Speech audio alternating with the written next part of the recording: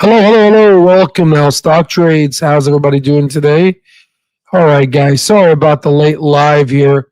I've been trying to, unfortunately, get through these Q&A questions for Clover. I just didn't have enough. Haven't have enough time. So let's see. Oh, sounds coming now. Sounds a little dirty. Well, I tend to do that a lot. Don't I? Let's see here. How is everyone doing? Yeah. So. I had a wonderful live yesterday with Master the Chin there, and it was really fun, guys. I mean, I woke up today and I said, you know what? I'm going to do 100 push-ups. I usually do like 65, but today I did 100. I did 100. I'm going to feel it tomorrow. I'm going to feel it. So I'm going to keep doing 100. And then when we meet in the future, we're going to have a push-up contest. Let's do that. How about that? Okay. All right. So yeah, for all the folks that were watching yesterday in regards to our lifetime access members, you could see that we're family, right? And this is something that, if you look at other groups, not only do they not have the data, sure, they don't have the data. Let me see. Hold on.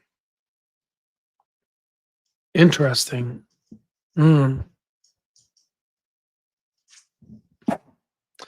This is not equal. The camera's not equal.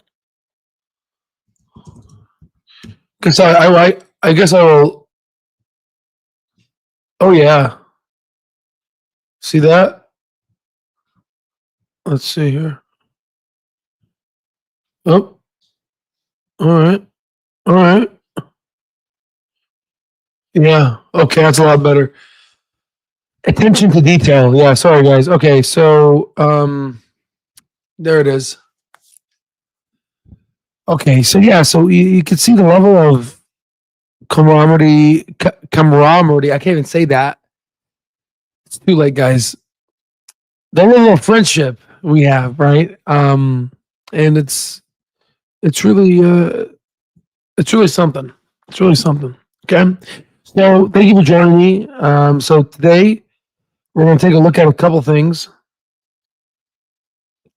So a few hours from now, we're going to see that pre-market open up. So it'll be interesting to see. UNH is actually up. It was up to $300. Now it's at $295. So I mean, overnight it's been popping. So potentially this could mean some relief rally from UnitedHealthcare. Overall, year to date, we're up 13.43%. UNH is down 42% this year, so it's not performing that well. Fintel's reporting regarding institutional ownership is 26.15%. If you look at institutional ownership for Webull, it's reporting 27.92%. Which is an equivalence to, yeah, that's not what I wanted to have. Yeah. Let me see if I can pull it up. Hold on. So if you look at Webull's institutional ownership, oh, here, it says it right here. So I don't use Webull. B-Rob sent me this, so I just kind of looked a little deeper into it. So if you look at it, so it says 115 million shares, guys. That's a lot. That's a lot more than what Fintel is reporting at 108.3 million. I can't wait till mine reports, so we can get a more accurate representation. Because our stock terminal includes, I have it automatically done. I have it to include Class A and Class B versus just Class A. But you could see, 115 million, guys. That's a lot, right? In terms of the overall float of Clover, the overall tradable shares, 414,161,536. We have these many millions, right? And if we just kind of very peacefully calculate this, we're at 115.88. Right? We have this here divided by, we got to convert this into decimals, so we could just convert it into a decimal like so, and then this goes to a 2 because that 5 is large, and then this is fine like this. So by doing this is how Fintel is able to calculate I'm sorry, Webull is able to calculate 27%. In fact, it's actually 28%.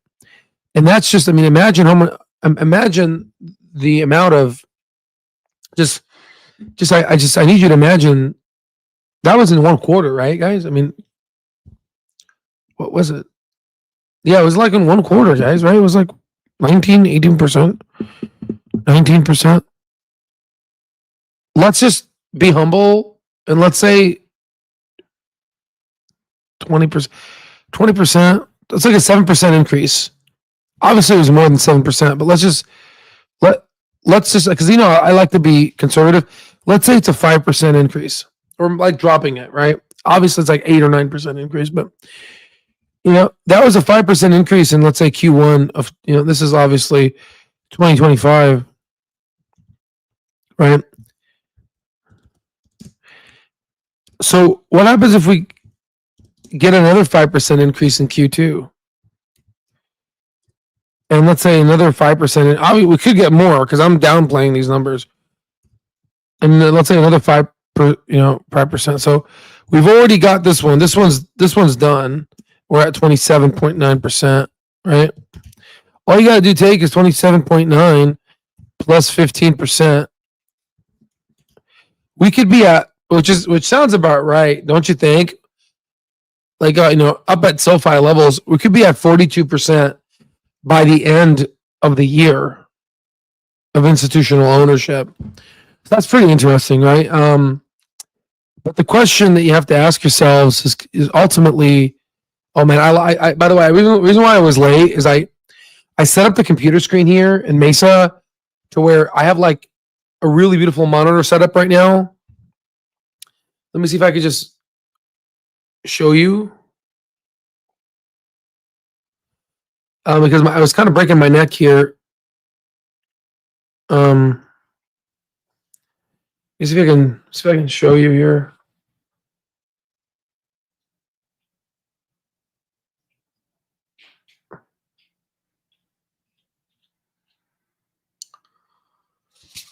See if I can just send it on over here.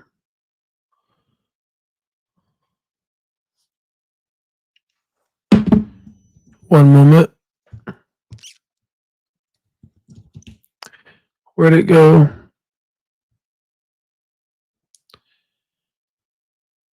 No, Scooby, down. I see you, Scooby. Down. Good boy. This guy's trying to eat some whatever the hell's on the kitchen. I don't know what Michelle made. Oops, that's not what I wanted. Let me just show you the setup here, guys. So this is like I whipped this setup really quickly. This is for just Phoenix. So you could see, there's a stand-up desk. Stands like it's a proppable stand-up desk. I got it at Costco, and these are 4K monitors. They're not like my fancy Mac Studio monitors. That's one is in Tucson, but this will suffice. This allows me to really allows me to really, again, it's all about giving you guys quality, right? Because there's a lot of wires behind here, and so we're hardwired in now, so the connection is going to be a lot stronger. We replaced the terminal to have the bars now. It's just trying to couple updates here and there. Okay, so let me go and exit this now. So 42.9%. We could get institutional ownership. That's a big deal, right? That's a big deal, right? It's a big deal. The question is, where are they going to get lower gain on mic? Oh, it's a little much. Yeah, I think okay. Thank you. Sorry, I must have reset. I thought I did it before. Let me make sure. Wait. How's that? Billionaire chimp. How's that? Is that better? Because I redid the whole setup here, guys. So that's why I was late today. Is that better? Let me know if the gain on the mic is a lot better. Sorry about that. That's good we're doing this now, huh? Is that a lot better? Let me know. Um, so I mean, we were talking about this much. Okay, perfect. If you guys let me know why you guys like it, and I will adjust. What I'm trying to do, guys, is I'm trying to create little pockets of workstations around Arizona where I normally work at, so I could just plug in the computer and be able to teach. Because it's I'm going to end up having this replicatable setup where I can just do it everywhere. So I'll have one in my condo in the beach house in California, then hopefully soon in Florida, and I'll have kind of all around, so I can just kind of plug and do my thing. So this will be good for our lifetime access members when we're going to do market morning briefings. We're going to get to that. It's just right now, residencies and all these other things that needs to go through. But in the long run, that's where we're headed, right? So just want to make sure so there's going to be some trial and error here to figure this out. We talked about this before, but like, how are they going to get 42%? Because where is that ultimately going to come from? Right. And I made a cartoon because, I don't know what else to do. I honestly don't know what else, how else I can teach this, but I made this cartoon. Actually, AI made this cartoon. I think it's a really great cartoon. And this is we're like small fish, right? This is us. These are like institutional investors. I look at them as sharks because, Bank of America, Bank of America was like, they're bastards, right? Because like they weren't even on the earnings call. They weren't even on. It shows you the earnings call is bullshit, right? It's all bullshit, right? The earnings call. It's just you don't need to be on the earnings call. I mean, honestly, maybe some analysts, the younger ones, but you really don't need that. It's nice to hear, but you don't need to ask questions. I mean, it's you could send a personal DM, if you really need to do that, but it's all there, right? In the reported data. So they were buying stocks. I mean, honestly, like what Warren Buffett said it, he hasn't even talked to the management team. He just looks at the charts, obviously analyzes them from far away, and then puts in billions of dollars. Not even the first time meeting the management team. You could see that like without them setting a price target or anything, they were buying up shares. The question is, who are they buying it from? And unfortunately, they were buying it from retail investors. So you're going to start seeing retail ownership start going down and institutional ownership start to go up. And it's really sad. It really is sad because like retail investors spent so much of their time holding and just really, because it's like a mental strain. I mean, it really is, guys. I mean, just seeing your money go up. I get it, right? I mean, it's tough. I've obviously developed an immunity to it, but have I really? Sometimes, I mean, aren't I happy when the stock goes up? I mean, so obviously I'm not affected by it, right? Obviously I am affected by it because I am affected by the stock price going up. I get excited. So we're all affected by it, right? Obviously I don't do stupid decisions when the stock goes down, and I also don't do stupid decisions when it goes up. But I obviously get affected. I mean, just imagine the people that sold at 60 cents. I mean, come on. I mean, how do you think they feel? Kind of I mean, just imagine working so hard and then you sell. Remember the public.com where we had sellers we saw on public. I don't know if I can.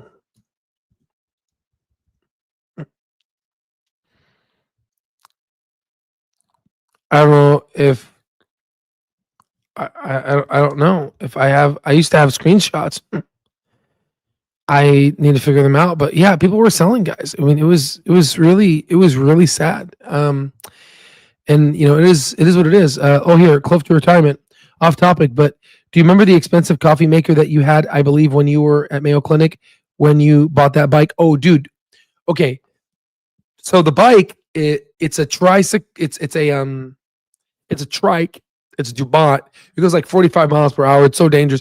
I ended up crashing it. I mean, I kind of messed it up and I kind of damaged the wheel. I got to go fix it. Dude, that was an expensive bike. So yes. So the espresso machine you're talking about is called a Seiko. Yeah, it's like $3,000. It was expensive. That was back in the day. and it's an Italian espresso machine, and it's just so elegant. But honestly, man, I like the one that you can. It does everything automatic. But now, as I got older, I kind of like the process of grinding. It grinds it. Listen, it grinds it. It does it all automatically. But I kind of like wanted hands on. It's kind of like the intrinsic value. Didn't you feel like it felt more like you were doing something, rather than just kind of putting it in and it gives you a stock, it gives you a price target. You know what I mean? It's like doesn't feel the same. Yeah. Let's see here.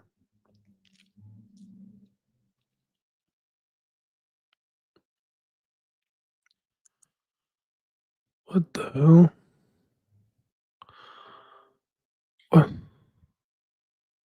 What in God's name? Something happened to my face, like a makeup. Do you see that?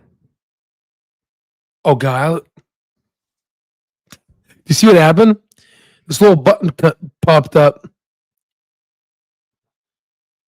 Oh, that's a lot better. Okay, what the hell was that? Oh, okay, a little makeup there. It was like a little thing. This little thing that had popped up. I accidentally clicked on it. It said adding makeup. I'm like, what kind of makeup is this? Okay, sorry. All right. So, uh, so I think that's what's going to end up happening, and unfortunately, you're going to see institutional investors increase their shares, and I honestly think they're going to get to 42%.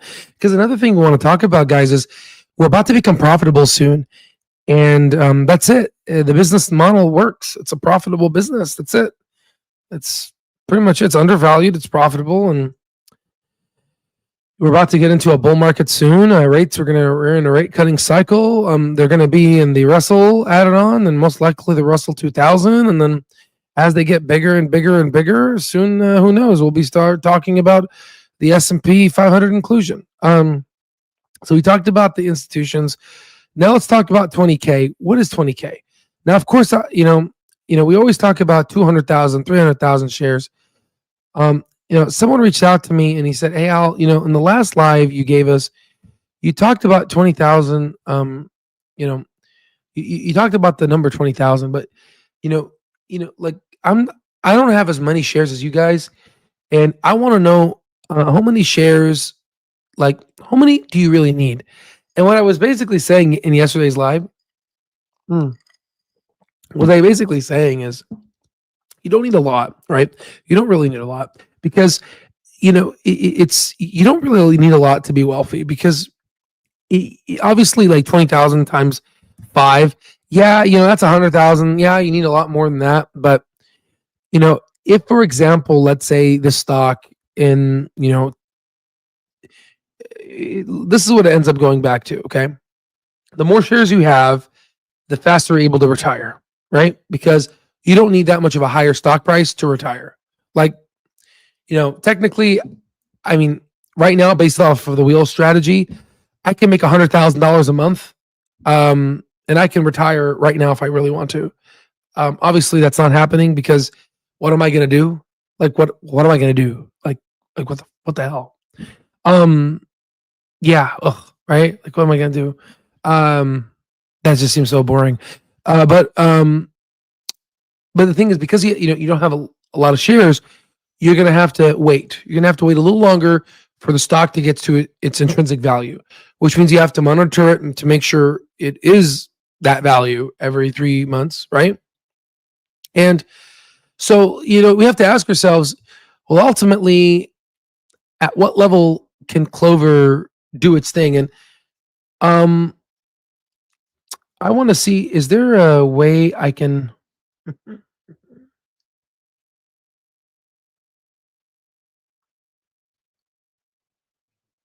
see if I can invite? No. Yeah, that's the same. Okay, that's fine. Let me see if I can just put this here. Kind of put the mic here. Hopefully you guys can hear me. Can you guys still hear me if the mic is this far away from me? I have this thing where I just like, I get little anal and I'm like, when the mic's too far, I know I just like this thing next to me. All right. So you guys can still hear me, right? Okay. All right. I'm always like, hello. All right, so let's actually whip out the iPad here. Let's actually whip out the iPad and let's kind of see what's going on here. Let me just push this like this. And hey, Michelle.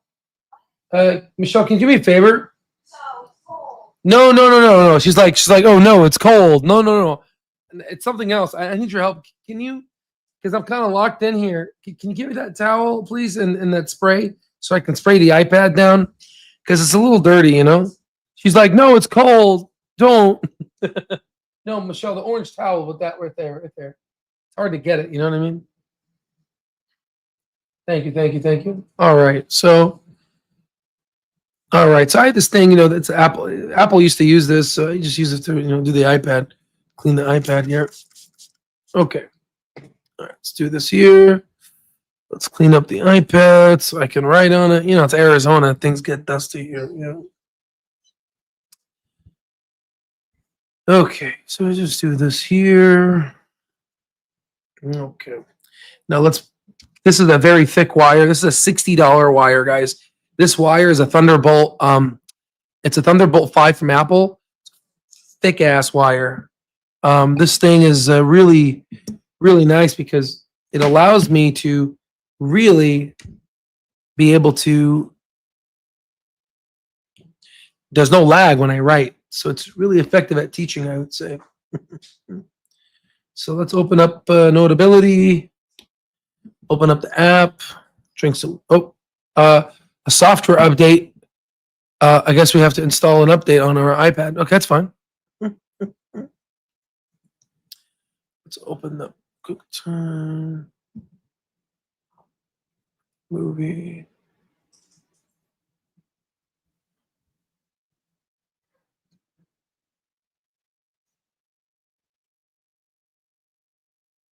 Okay, good. So this thing is still installing. I don't know what it is. It says it's installing, but I don't know if I need it. I'll just let it finish up. Okay, so we did this from before, this calculations. So what I'm going to do, all right, we're good? All right. So I'm just going to move this somewhere here. Like that. So what I'm going to do now is I'm just going to exit this and I'm going to write a new note. Okay. And what I want to do is, you guys can still hear me here. What I want to do is kind of move this here. And again, just to be very clear, there's going to be a lot of cool stuff on this video. Just to be clear, obviously I'm not a financial advisor. I have no license. I have no FINRA license or any of this nature. I haven't taken any security license exams, no series exams or anything like that. So this is just my opinions, my due diligence, that I think it might happen. And overall, in terms of these calculations don't include SaaS. So with that said, let's go ahead and graph this. And this is to answer one of our members. By the way, he's a video designer. It's really nice. Hopefully, you can help us in the future as we because I'm definitely going to need you as we get a little bit closer to doing all these doing these videos to edit it. But it was saying I don't have a lot of shares. I got 20,000 shares.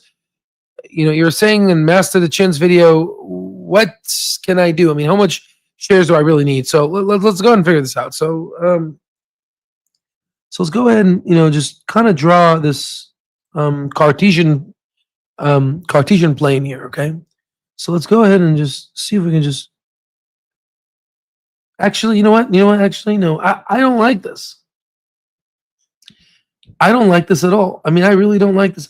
I don't like how this needs to be.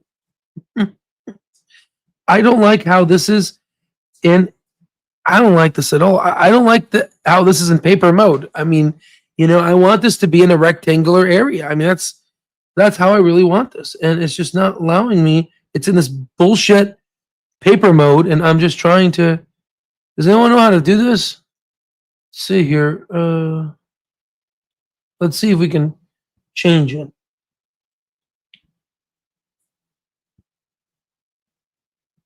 And they're like all of these paper modes, but there has to be a way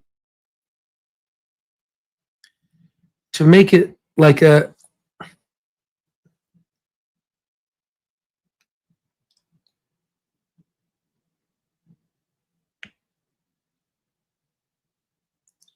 published.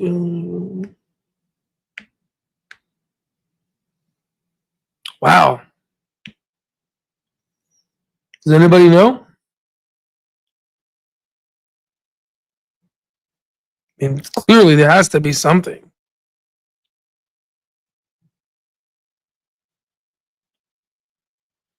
I guess this is kind of the tip. Wait. There we go.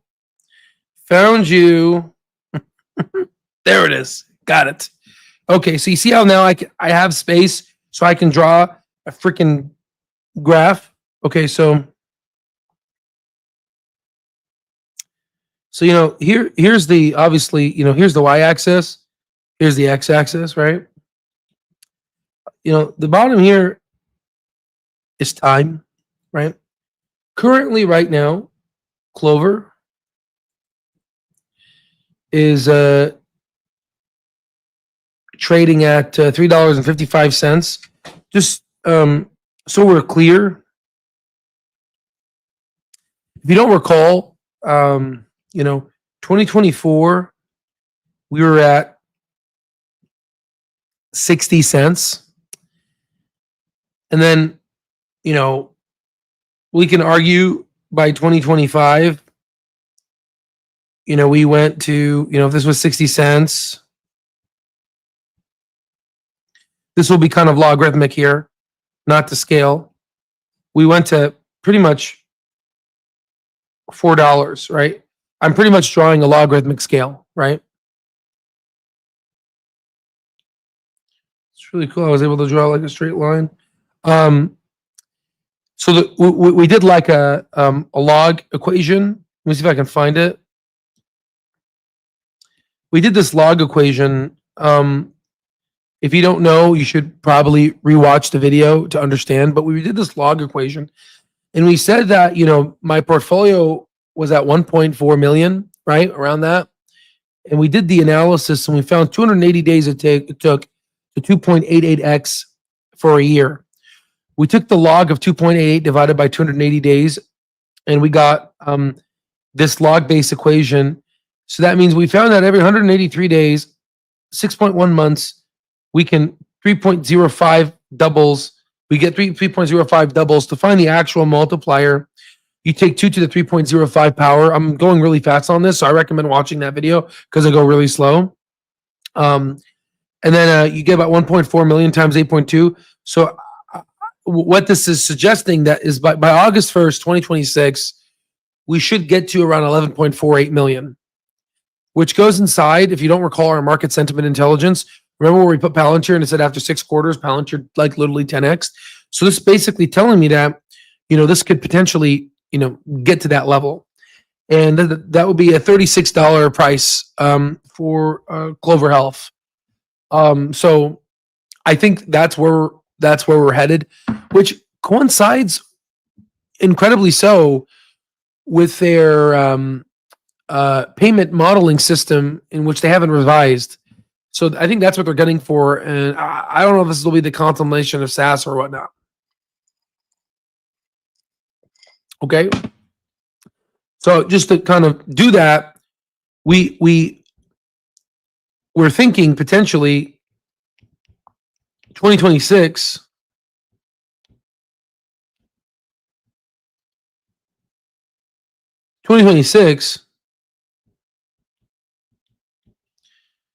Like the halfway, this is 2027.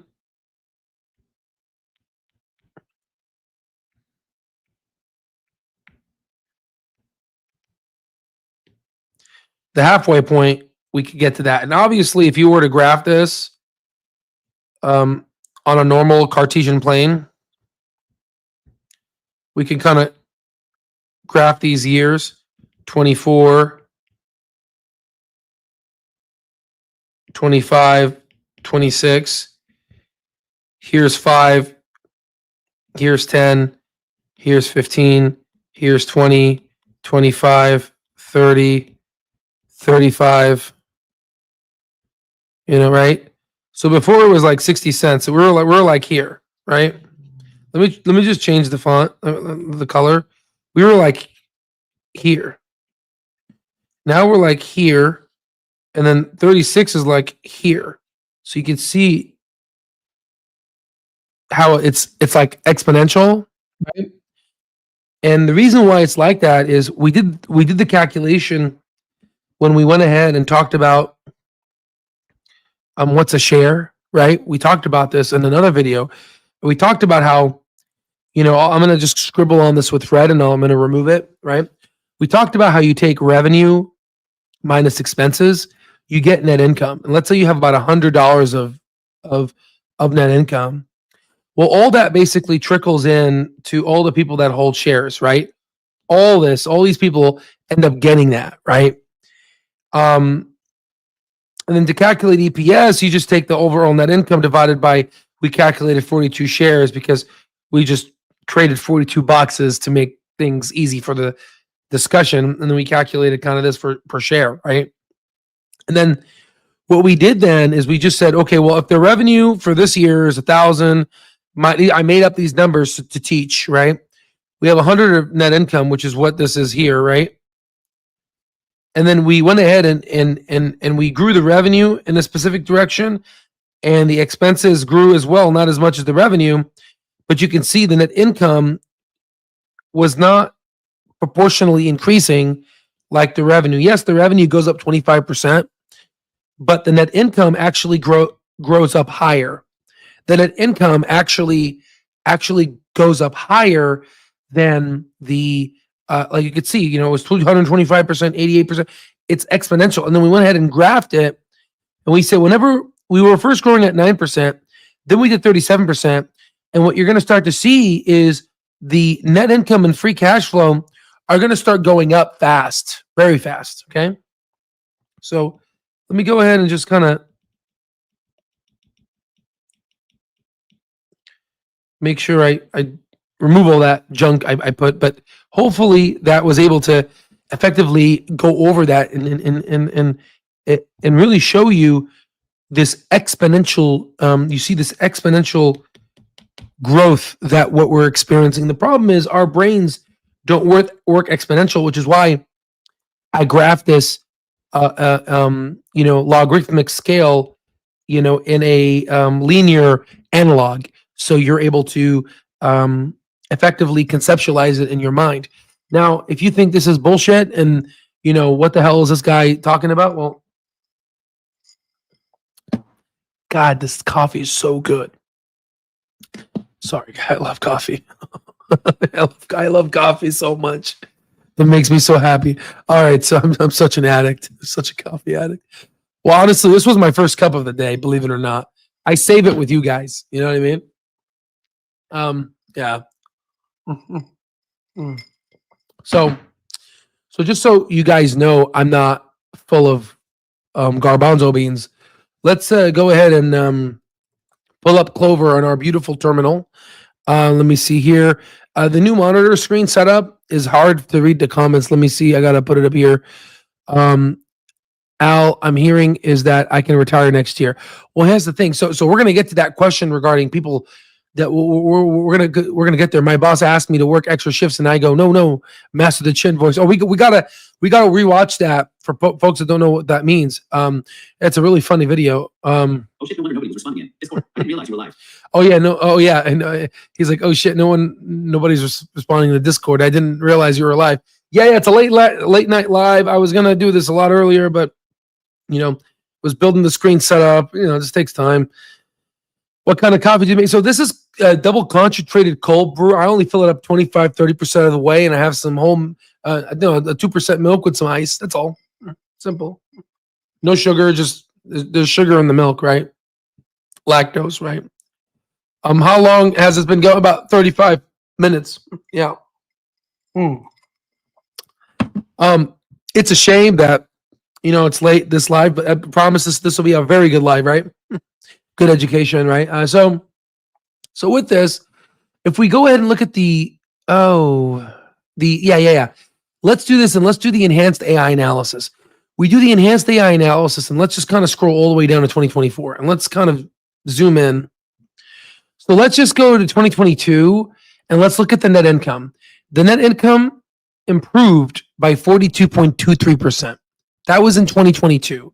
Again, a lot of people were asking, Al, how could you be so bullish? Al, I don't believe you, Al. It's like the stock's going down and you're screaming, it's undervalued. But because I was doing these calculations, right? I was grabbing, but the problem is I understand for all of my members on lifetime access, like, Al, we don't see what you're able to do. And I was like, well, you have to do these number calculations. Well, I'm like, well, and then somebody said, I don't know how to use Excel.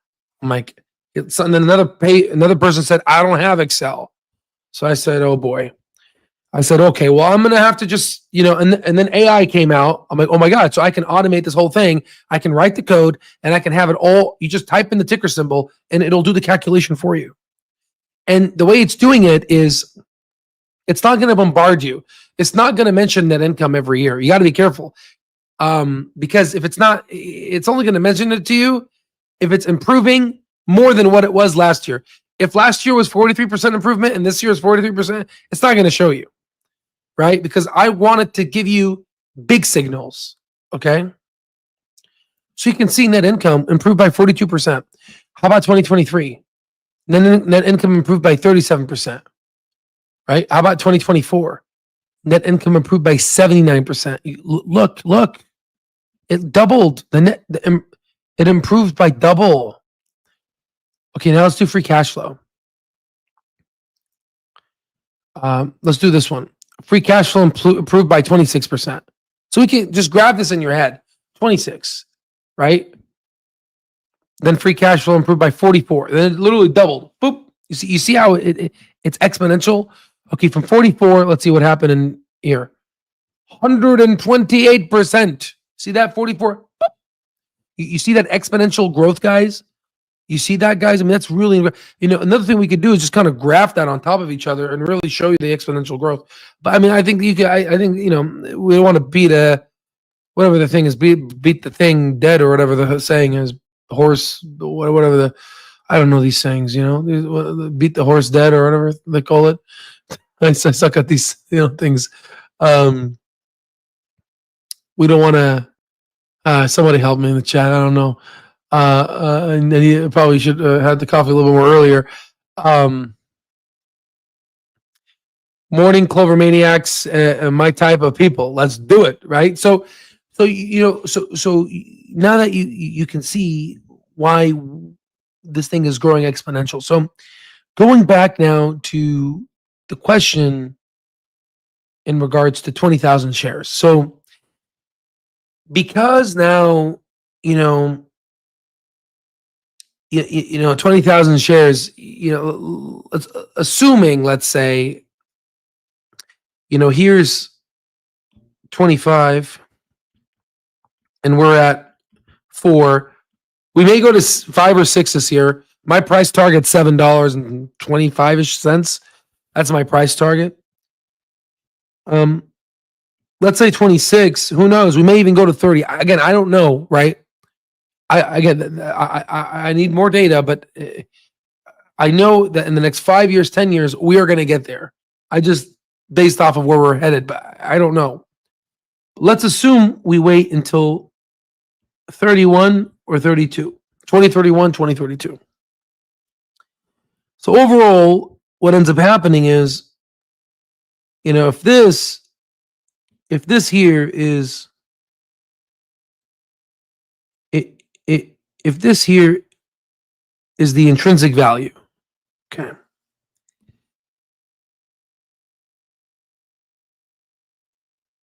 And then we could just kind of reverse this and we'll call this 2022.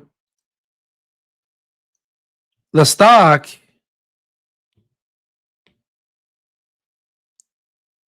ended up dropping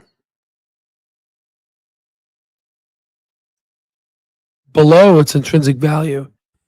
And then now it's spiked up.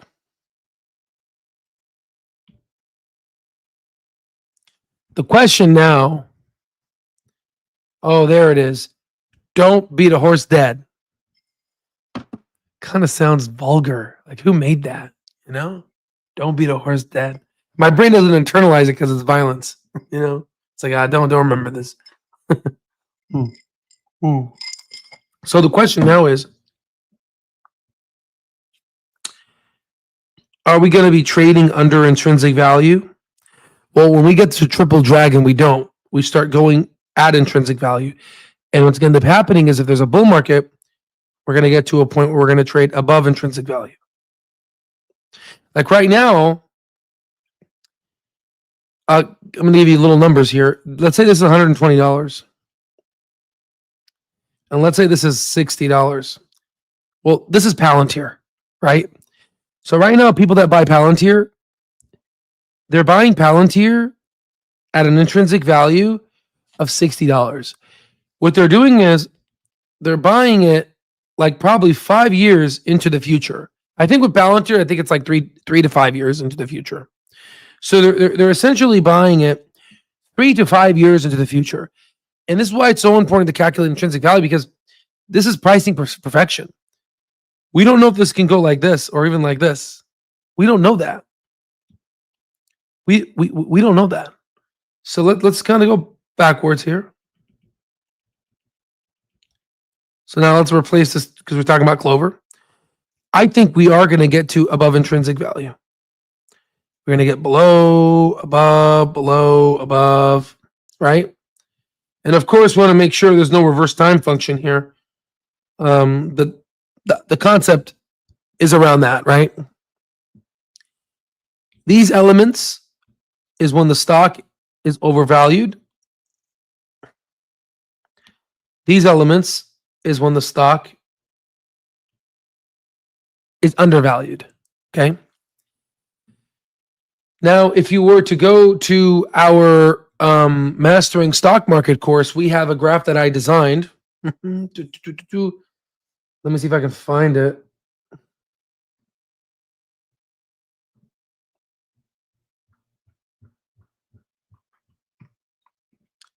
Obviously, the thing is only the thing is 5% complete. I mean, this whole thing needs to just, because we built the software. But let me show you the. Let me see if I can find it.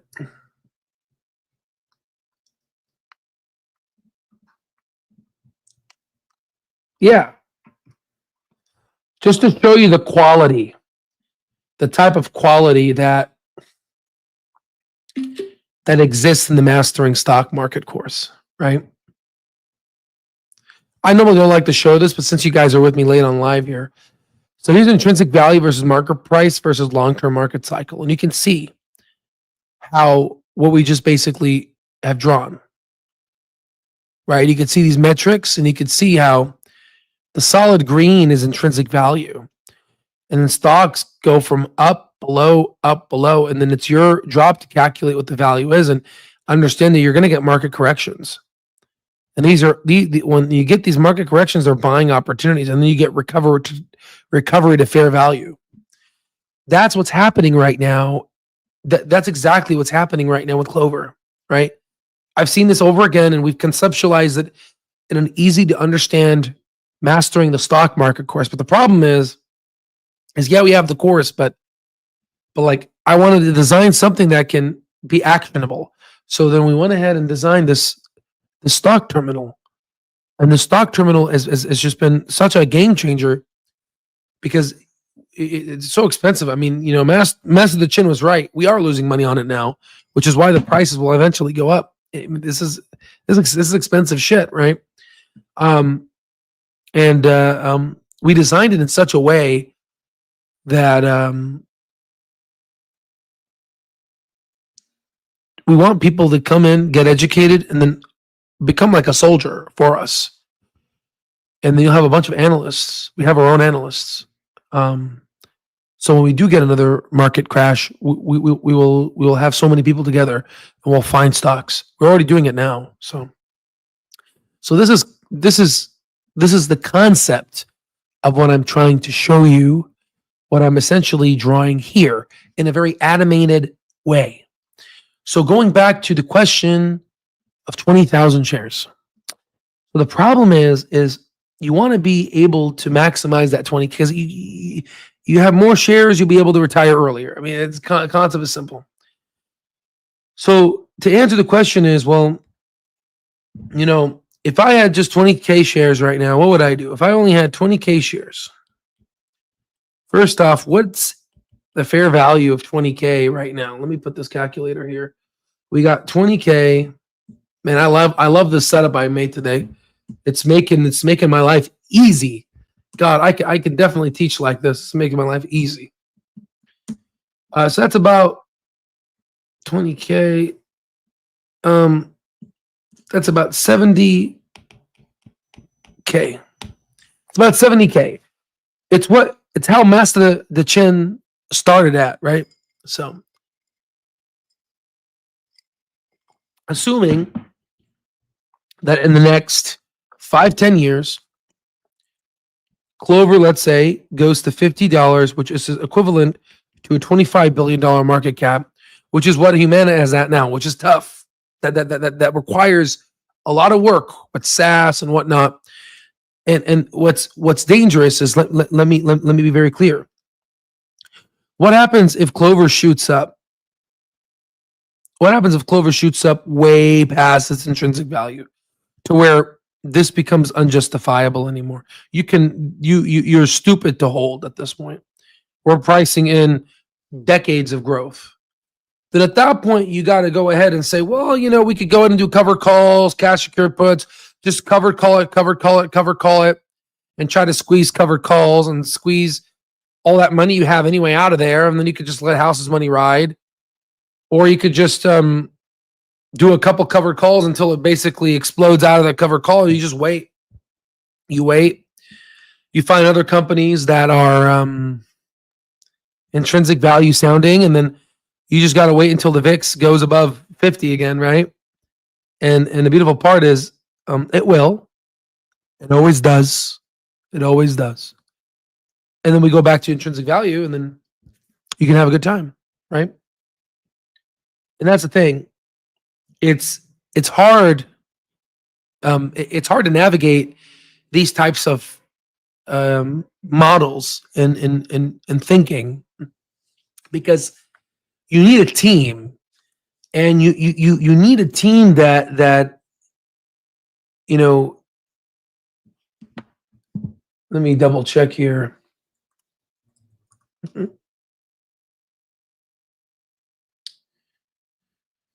Sorry, hold on. You need a team that's there for you, and a team that essentially won't bullshit you.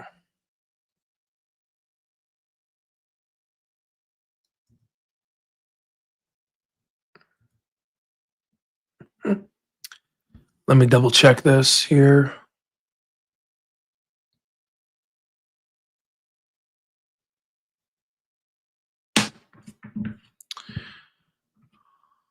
One moment.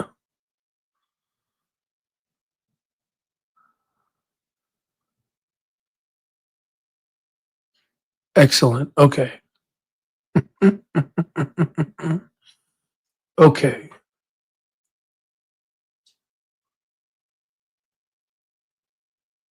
All right.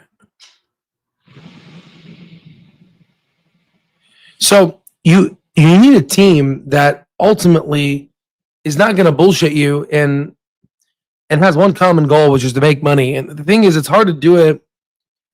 Like sometimes I try to get my future wife involved, but it's just, she doesn't care. I mean, she doesn't. She doesn't give a damn. Which I get it, right? She doesn't care. So it's hard. So I had to do a lot of this thinking on my own, and it's tough. It took me a long. I mean, it doesn't have to take you 15 years. It took me 15 years to learn this stuff, guys. It doesn't have to take you that long. So, the idea, ultimately is, if Clover does go to, let's say, 50, and you have 20K shares, and who knows, you might be able to buy more from there using the wheel strategy as we stagnate or whatever.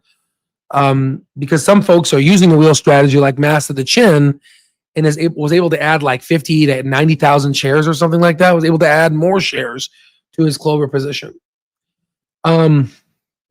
So if we do this with 20K shares at 50, that's about, $1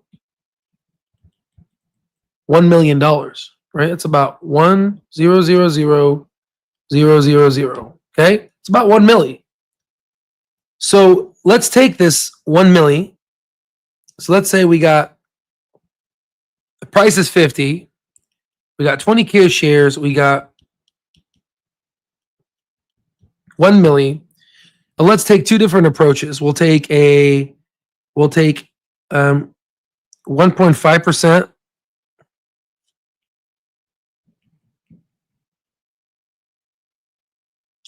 We'll take 3.33%.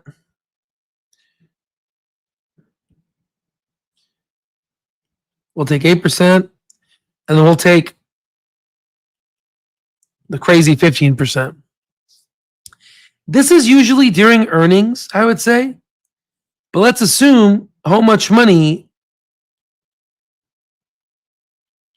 you can make per month from that. But again, the caveat here is this thing needs to go to 50. So let's assume what that would be. That's about 15K. I'm going to write in green. 15. That K looks ugly, guys. 15K per month.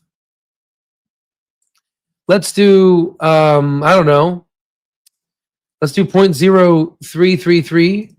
That's about 33K per month. Let's do 0.08. That's about 80K per month. Then let's go ahead and do, this is like when there's earnings, the option chain will be crazy. It's about 150K per month. So, I would honestly ignore these and I would kind of focus on this and I would just take the halfway point. So 15K plus 33K divided by 2, that's about 24K per month. So you take 24K times 12, you're making a good 288K. Whoop, per year. Okay? Oh, here, Kent. It's 2 a.m. East Coast. Just woke up to take a leak. Now I'm watching this live. How my spidey senses know Al is live. Al is talking out there. I'm out there in the universe, baby. Al, love from India. Honestly though, it's funny. We're making these lives late. So like the other side of the world is like, holy shit, man, this freaking crazy American is up talking about money, of course. Freaking Americans, right? They can't go to sleep. Money, money, money. The WWE. Here comes the money, right? For folks that WWE fans, right? I think it was like Vince McMahon's son. Here comes the money. Here comes the money. It's like Sunday night. Oh man. Okay, so you can see, that's a pretty good. I mean, you're making the top 5% of America right there, right? Now the problem is well, you would have to wait a little longer. You have to wait 5, 10. Who knows? We might get there fast, but let's assume we go to, let's say, $25. $25 at 20K.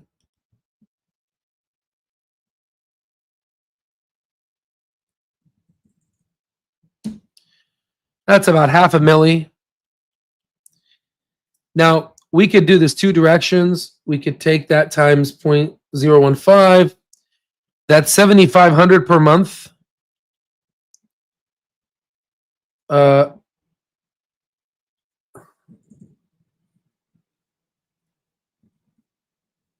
and then 0.0. I don't know if I did that right. Let me make sure. It's about 16,500. I'm just going to call it 16.65K per month. Let me just double check here. I put a half a mil here. Yeah. So with this, then at $25, you can make anywhere between 7,500 times 12. You can make 90K to 199K per month. Now, of course, you are going to get these crazy cycles where you are going to be able to at least make a lot in earnings, right? We are live, baby. We are live in action. So somebody messaged me and someone said, Al, I really want you to talk about this 20K share. There's a lot of people out there with 20K. Now, of course, I don't know how much money you're making, but if we assume the median salary of America, I mean, honestly, let's Google it. What is the average salary in America? So it's about 63,000. So it's about 63,000.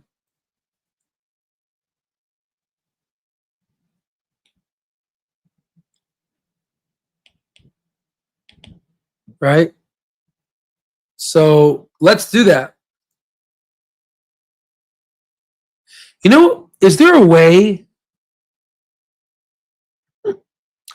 where we could do the Apple has this thing where it can do math. I don't know. I got to figure it out. But there's a way, there are ways, but you divide this by 12.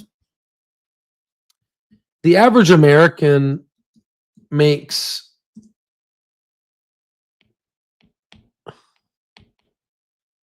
$5,300 per month.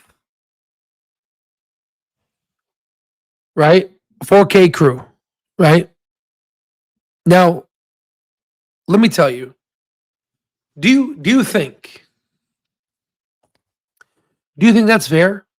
Do you really think you deserve $5,000? Do you really think you deserve $5,000 a month? You see, this is what happened. Like, listen, guys. I went ahead and I was in California, and then I was walking down the beach. I love the beach because I haven't spent that much time on the beach as much as I want. Just being a desert boy and all. So I just kind of look at I was walking down the beach. I was walking down this really rich area, and there was an open house, and I saw this huge house, and I was like, man, I want a house like that. Right? It's a beautiful house. And I went in there, and I was like, how much does it cost? I think the guy said, it was like anywhere between 12 to 20 mil. It was like it was expensive. And that was back in the day. So I'm sure it's probably 40 million now, but like everything doubled, right? So probably even triple, but so I asked him, I said, well, where does this guy work at? And he said, well, it's Wall Street. And I said, well, what's Wall Street? What is that? And it certainly felt like a wall. I'm like, damn, and it was very clear, like we were kids, so they were okay with us. But if I was an adult going in there, kind of dressed up how we were, it's very clear there's a wall there, right? This is not, this is very inaccessible for humans, So you tell me, is $5,300 enough money for you? I mean, really though, is it really a lot with kids and things? I mean, really, guys, look. Here's life. You start at 0, and then here's the average age of life expectancy in America is 79, which is why you have to do your push-ups, right? And let's say we retire at 65. I mean, sometimes, they're arguing that we don't want to retire. Let's say you retire at 65, and you start working at 18. And then what? And then what? You work your whole life. You burn your freaking life. You burn your whole freaking life. Until what? You're 65? Until you're 65 years old, you burn your life. And then I've talked to some people that don't even have $100,000 saved up. Imagine now you're 65 and you have maybe less than 50K in the bank. What are you going to do? What are you going to do?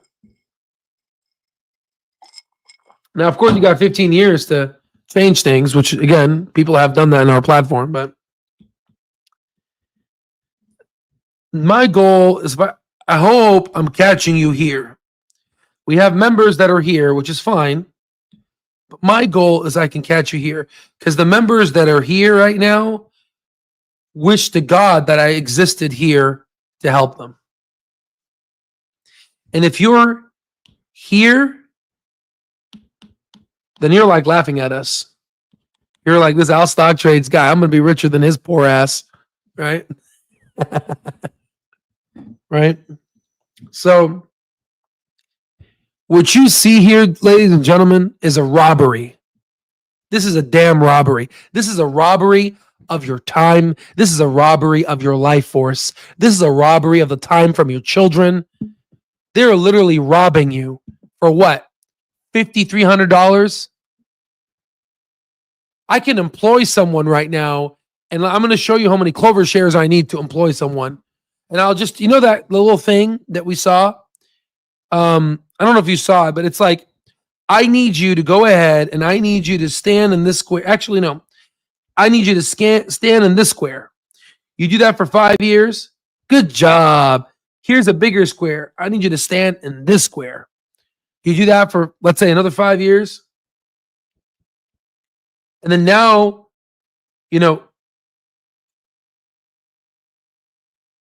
I need you to stand in this square. Whoa, we got extra space. And let's say 20 years pass. And then now here you have, a little view of some water and maybe some trees. And then this is the space they give you here. And then here you add 20 plus 10, that's about 30. You add that, you're already 18 when 8, 3, 4, you're 48 years old if you're lucky, right? And then what? All right? Then what? So, and this is the normal traction of America, right? Let's see here. 5K a month is what average make, but not what they actually take home. Like Buffett said, if you make money by the sweat of your brows, you get taxed like hell. That is true. But if you use money to make money, well, that's something else. That's exactly what we're doing. Because what I'm explaining to you guys, the $5,300, that's optimism. It's actually multiplied by 20% or whatever, 10, 15, 20%. You actually make less than $5,300. I'm just trying to make it a little more sexier, but it's a lot worse than this, ladies and gentlemen. It's a lot worse.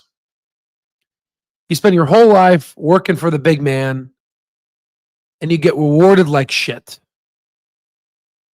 I mean, look, how the hell was I able to do this? I have another account with 15 million, and I have this account here, right? And just a few months ago, we were at 1.4 million. How is this possible for someone who used to be homeless many, many years ago? How was I able to do this? Because I cracked the system. There is a matrix. There is a resistance level in life. There is this big block. I don't know if you can feel it. And there's let me see if maybe you guys have felt this before. But in life, there are these huge resistance levels.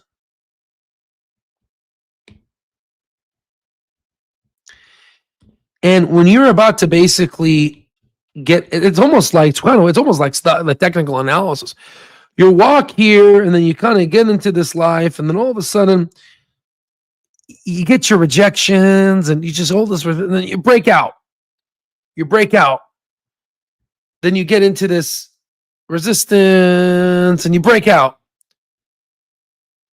Some people break out, and it's called vertical mobility, and education helps with that. But what I'm trying to show you is I'm trying to show you a different path. I'm trying to show you a golden path. I'm trying to show you the Al stock trades path. Fuck going through the system.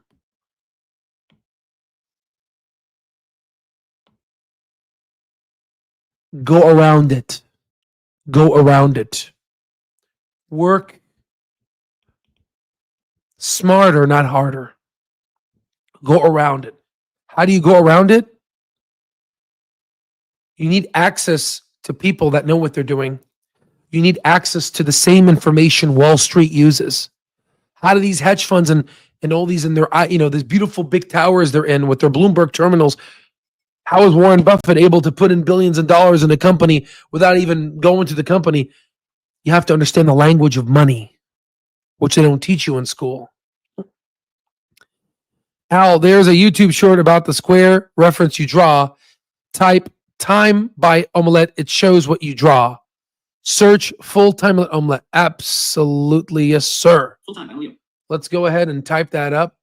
And speaking about YouTube shorts, actually, let me do this. Actually, you reminded me. Thank you. So what I did, ladies and gentlemen, and if you guys want to follow me, what I did is now we have a second YouTube channel. Oh, wow. We already have 10 subscribers. Well, technically 9. I subscribe to myself, right? So we now have 2 YouTube channels, okay? Let me tell you the difference real quick. This is the main channel. This is what you're watching right now. This is our long form content.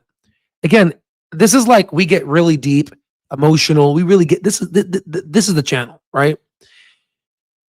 What we're gonna do then is we take these long forms. We're gonna cut them.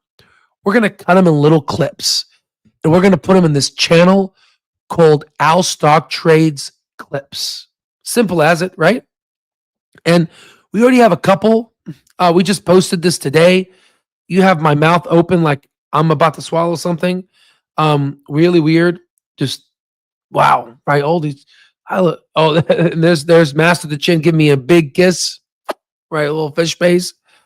Oh, okay. Oh, you guys there? Now I have 11. Oh, hey, I have 11 now. Whoa. Well, there it is. Yeah. So please go ahead and subscribe to this channel. Make it successful. Help us out. What's going to be great is we make this YouTube content about Clover, but then now I can clip these and I can put 30, 40 clips in there, and there's going to be more Clover out there, right? So hopefully more people get to see the power of what we're creating and what we're doing, right? And if there's people out there that are interested in being part of our mission, part of our lifetime access, sign up for an affiliate, and then we'll help you because you're democratizing financial literacy. You're able to make short form contents of our videos and create your own YouTube channel. Make sure to say Al Stock Trades unofficial clips. It has to say unofficial, AST clips unofficial. And you're able to spread this message because do you really want people to make $5K a month and literally burn their lives away? Let's try to save them and let's try to give them the American dream that the founding fathers have promised us. So 12 or 13 here. Is that what? We have 13 subscribers now. Yeah, you guys are going. You guys are doing this in real time. Excellent. Well, I appreciate you guys. Again, I could not have been able to spread this mission without you guys, because again, this takes a village. I'm only one person. As you can see, I'm buying these computers, I'm trying to find the easiest way, buying the best technologies to be able to send this message out, but it's only as good as how it is received. So give me feedback. Try to, I'm not the best at, making the short form videos because this information needs time. This is a very tough stuff. Okay. So Melissa is signing in to be 14. Hell yeah. Excellent. This is right. And so this is going to be great. Okay. The best years of your life, when you're healthiest, you spend the most time working. Time is the exactly. Look at me right now, right? But I'm enjoying what I'm doing. But I'm hitting the gym. Master the chin reminded me. So I did a lot of push-ups today. I'm gonna do push-ups after this. I'm gonna do push-ups tomorrow. I'm gonna do squats. We really push ourselves, man. It's really, you got to have a team. So let's go to this video that we were saying. And this is what we were. Yes. Let me see.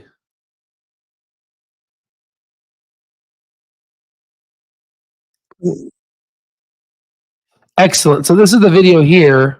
I'm gonna fast forward it. Is there a better? Is this is a long video? Holy crap. Okay, that's. Is there a shorter version of it? Damn. So this was the video I was referencing. That's fine. We can comment on it right now. But before,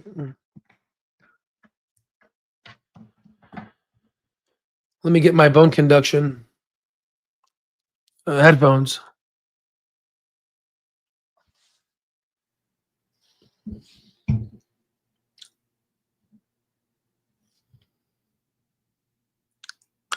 Let me share the screen.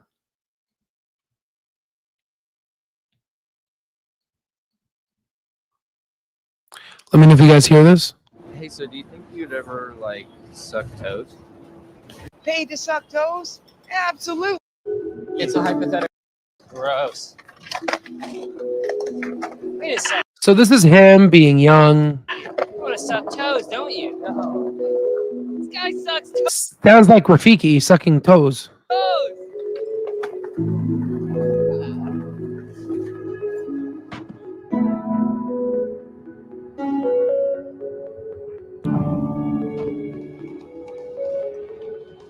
It's a hypothetical thing. It's This a is a- question, right? this is a safe so I'm just, like, space. imagine the possibility. This is a safe space, I'm not dude. claiming You're that I good. want to do it. It's a hypothetical. You just like sucking feet. You're like- we get it. It's okay, buddy. You're getting No, confused. he's- Yeah, dude, we're not judging. Excuse me, Me? any of you? Are you guys able to help me with something real quick? Nah. I'll give you $50. Wait, actually. I got you. These guys are questionable anyways. I like the energy. What can I help you with? Come with me, I'll show you. What the fuck was the Where are they going? Yo, I think he's gonna go blow him, dude. I'm right over here. That's perfect. Do you see these 4 lines? Yeah. Very good. I just need you to stand there until 5:30 today. That's what you needed me to help you with? Yeah, my guy didn't show. I'm looking for somebody. You're messing with me. His guy didn't show. He's looking for someone easily replaceable. Not one bit. Because if I stand in this square all day and then you don't show up, Forget later, it. I'm I'll gonna- just ask one of your friends. Wait, $50 cash. Yep. Not net 30. Nope. Yeah, I'll do it. Very good. I'll see you at 5:30 today. 5:30.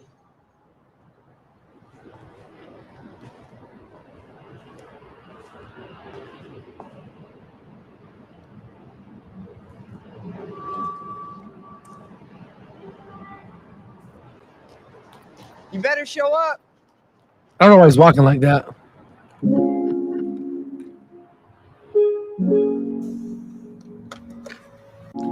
So any No fucking way. so the guy comes. Great job. Thank you. I didn't know if you were going to show up. I was a little bit skeptical. Name? Michael Tucker. Really great work, Michael. Michael, I'd like to offer you a full-time position here. What do you mean? What would I be doing? Same thing as today? Yes, but instead of $50, I'll pay you $200. Yes, absolutely. I'd love to.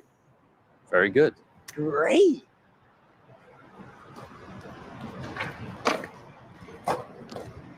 And guys, $200 a day is about $6,000 a month. Just so we understand, $200 a day is $6,000 a month, and that's actually less because you're going to get weekends off, right? So it's 25 times 200. So it's actually, I'm sorry, yeah, 25 times 200, which is $5,000, which is what the average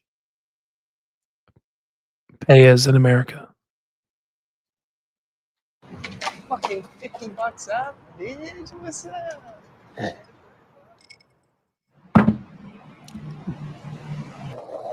What's Yeah. up, buddy? Whoa. Watch out. I gotta stay here. What do you mean? I'm working. Can you see? All right, my bad. I didn't mean to. And you can see, like, people are working. What are you doing? Working. Oh, I'm doing Excel spreadsheets. I'm trying to meet a deadline. I have a deadline I have to meet. I have like 5 Zoom calls I have to do right now. And what ends up happening is it's like academic work. I have to go ahead and do this meta-analysis, systematic review. And it's just, what you're doing is you're removing one pile of shit of rocks into another pile of shit of rocks, right? So let's continue moving forward. So the guy continues doing his thing, and then it's late at night. Everyone's living, and he's just working. And then this lady comes. Move, bitch. And then the guy, this lady gets robbed, and I assume he's going to stay in the box. Hey! Heck, I just saw the person. I'm so sorry. Please help me. I can't. What do you mean you can't? I'm sorry, ma'am. He's getting away, I wanna please. help you. I'm sorry. I'm in the middle of work right now. What the fuck are you talking about? Go! Ma'am, I'm really sorry. I know your purse got stolen, and that is so terrible. I want to help, but He's gone. He got away. You see how you see people that are poor, you see people that are hurt. You're too busy to care because you're working for that $5,000 a month. You're working like a dog. Excuse me, sir. See here, let's see. He gets paid. Let's, Never mind. You good? Yeah, we're great. Never mind. Thank you.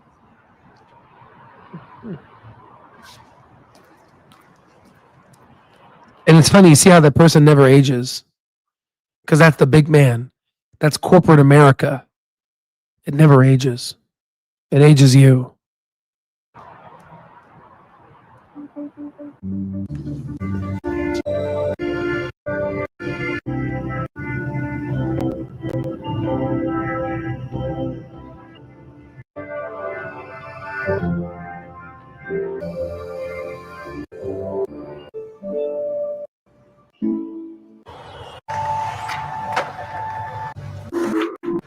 Your day's pay. So is aging. Thank you, sir. Come with me. This is where he gets upgraded. I'm raising your salary by 30%. Really? And now, you're here. No. It's a bigger square. Really? Go ahead. Check it out. This thing is massive. Look at all this room. You can see the bridge from here. You earned it. Hey, I appreciate it. This is incredible.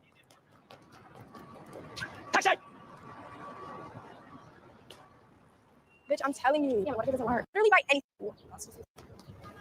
And now he's older. Look at him. He's old now. Corporate America hasn't aged. They never age. They always send someone else. Because at the end of the day, there are shareholders and investors making the money. People like us. There's people that working at Clover. There's people like us. We're getting paid off of their work. Then we can use those shares for the wheel strategy to make more money. Yes. It's been a pleasure working with you.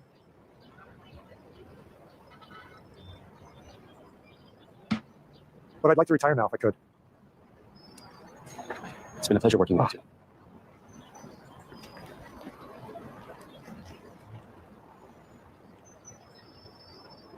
He just leaves. Been a pleasure working with you too. And just walks off. Looks around. None of his friends are there. His friends are all probably gone.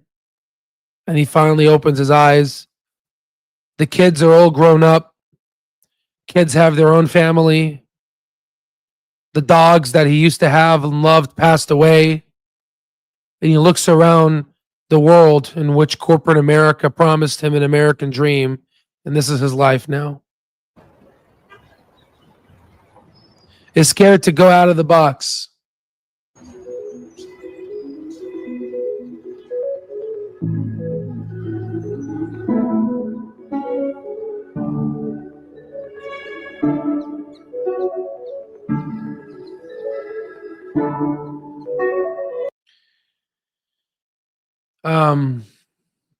Yeah. So, you know, he should have joined Lifetime. That's so funny. He should have joined Lifetime. That dumbass could have joined Lifetime, right? No. Really though, this is sad. I mean, this is the, you know, guys, this is some really sad shit. Really is sad. The boss represents corporates. He never ages because companies never age, but you do. Companies never age, ladies and gentlemen. They never do. They recycle one thing after another. You missed a lot, you know, definitely come back in, right? LOL. He did catch Al. He didn't catch Al, poor guys. So I mean, you see this now, and this is what this guy tried to do. He finally broke out of the resistance, and then he's finally, 65, and then he's retiring. If this is how you want to live your life,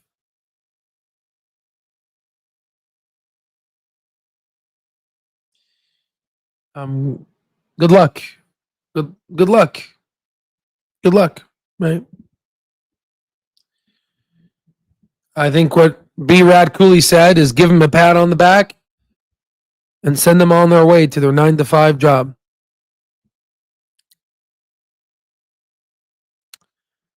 See, does the terminal work decent for mobile? Yeah, so the terminal works, especially the stock terminal in Discord works really well for mobile. For the premium stock terminal, I recommend a computer like Bloomberg, right? It's a nice computer access, looks very good. You can analyze. People still use their phones. We will be upgrading soon to use phones. Data will be free for mastering folks and bundle lifetime members. Those upgrades are free, and any subsequent upgrade is free.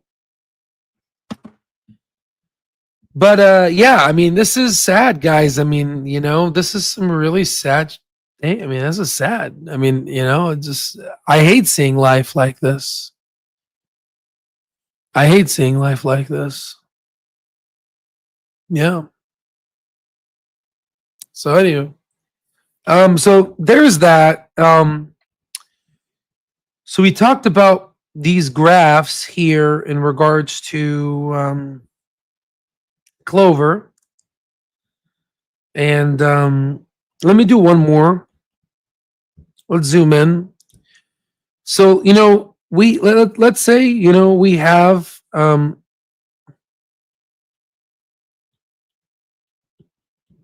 your Robinhood account. Let's call it Schwab or whatever.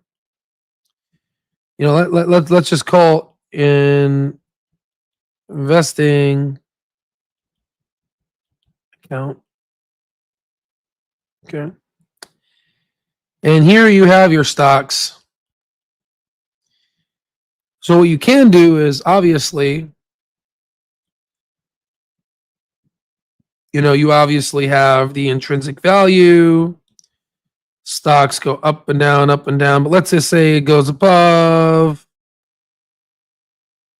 And let's say it becomes very overvalued. And let's say you're here. Oh, let me do this. let's say you're here, here, here, here, and here. Well, then with these directions, you can do something called covered calls, right? So let's say do covered calls and the stock breaks out.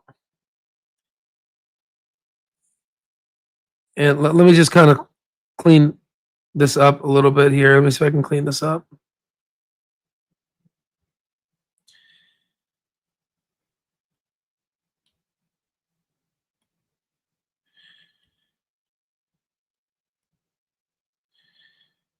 Let me just clean this up here.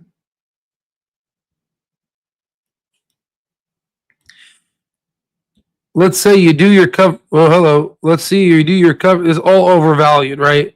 Because it's above intrinsic value, right? It's overvalued. Right? How do you calculate intrinsic value? You have to use our software, and you have to also use the financial sheet, which we have here, right? The information. We can see kind of free cash flow going up, all these things. We type in the free cash flow into the intrinsic value, right? So let's say, for example, we put a covered call here, and we're currently trading here. And let's say the stock price, well, let's say we do a covered call here.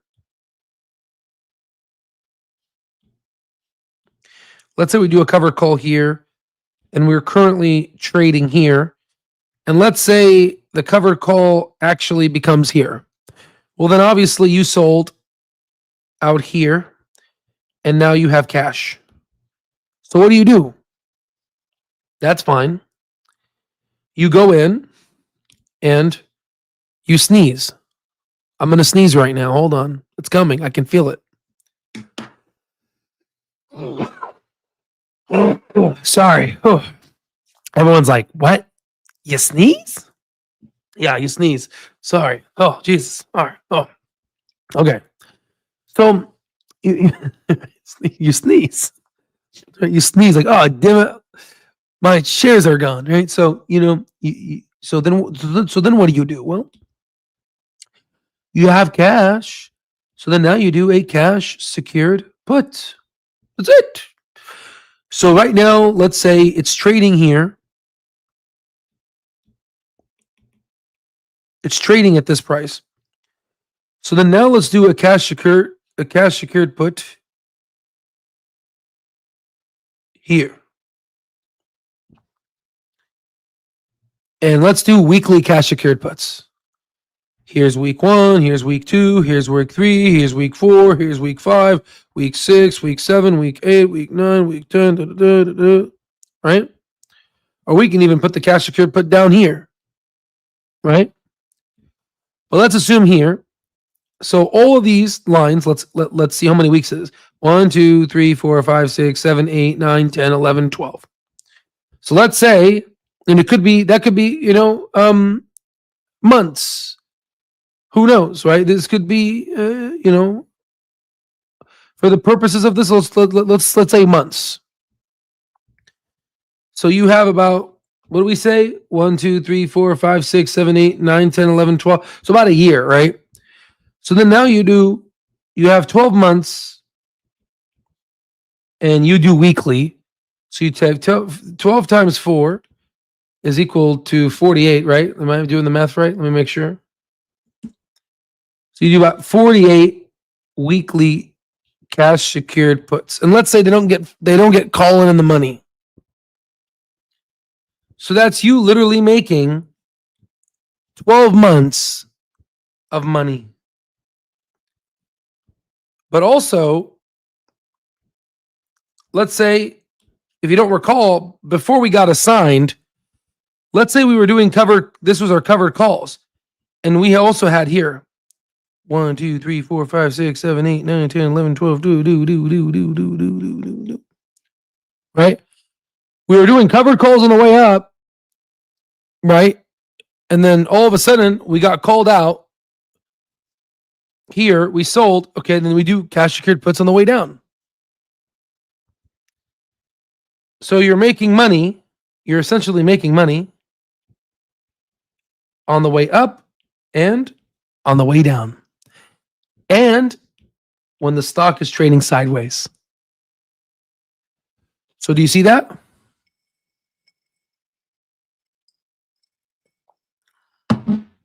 Look at this dedication. We have watching the Messiah at 3 a.m. way past Master's bedtime. No, because I love this stuff. I love teaching. I love to be able to share with you this.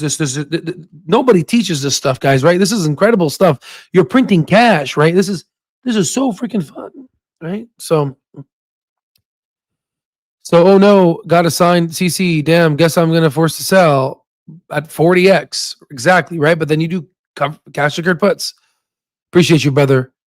Don't sneeze so hard. Cash gonna fly out. I go right.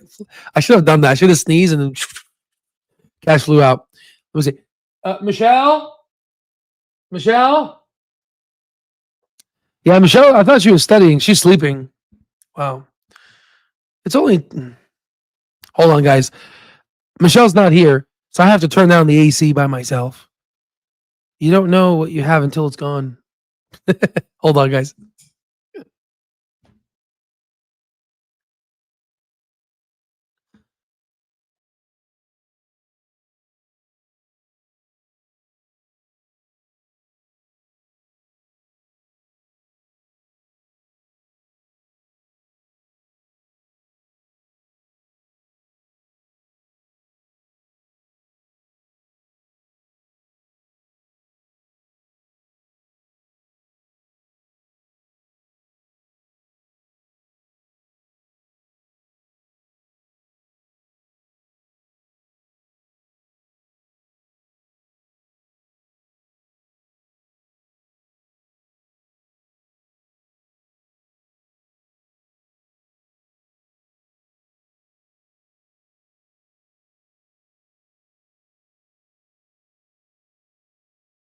I'm back. You don't know what you have until it's gone. No, Michelle got to turn the AC down. My son, yeah, I got to turn it down. Al doesn't know how to turn the AC. Michelle always does it. Michelle, how do I turn on the AC? You got to wake her up. Michelle, what do I press? Don't wake the queen up. She's going to know the bet. The bet is. Oh yeah, exactly. Yeah. She's gonna figure it out. She's like, why is it cold in here? It's like, God dang it! Turn down the AC. I'm warm blooded, guys. Shake my. I'm always warm. All right, so I also sneezed right now. All my heat. So okay, so you could see now. Oh, you can't see. You can't see anything. Now you can see. Hello. Okay, good. So you can see now that this whole time you see how I like this format. So now you have all this money.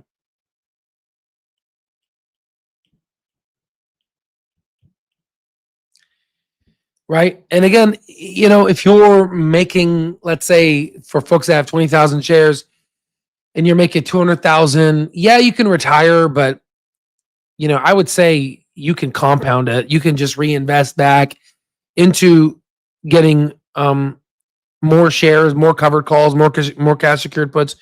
And if you do that, you compound, you'll start making a lot of money too. But the thing is for people that are going to be what I'm planning for. And again, a lot of people, like right now, I'm giving out a lot of content that is going to be ending up reserved for our members.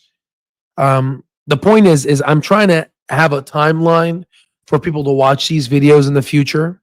When the stock, when they check back 10 years from now, they're going to be like, who the hell saw this? Like, what the hell? What are all these videos? And they're just there's going to be at least maybe 100 people that are going to binge watch all these videos. There's going to be some crazy people out there. And I like crazy. I love crazy. I want you, if you're watching this, I like crazy. I want you to join my platform. Okay.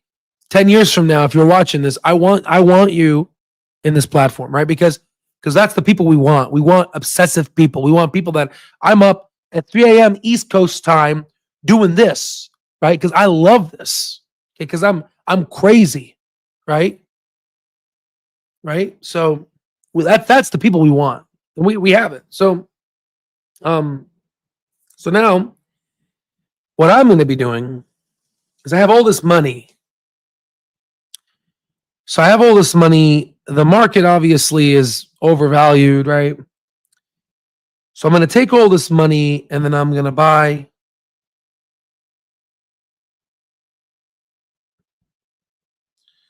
like the old way of drawing homes with your little door, little two things here, maybe some with a smiley face, some people dancing, I don't know, right? Your little driveway or whatever. It's an investment home, so it's not going to have a driveway. I don't know. So I'm going to buy. So what I'm going to do, and kind of give you an example. Let's say, since we use 50,000, we use 50. So here's, let's say, $50 for 1600. That's so I'm just going to use the Clover shares. In fact, actually, no. This 100,000 of those shares are in another trading. That's the larger account, the 15 mil. We're going to use this one here. We're going to use this account, right? This account is going to grow. We'll use this account. So we'll do 316000. Okay. So when this happens, it'll be 3100. So that's about, this would be 15. It's going to be another $15 million account. $15.8 million. So that's 1.5. Well, am I going to spell that out? Okay. So we're going to do kind of the same situation here. I think we could take the average. So we'll do 3.33%.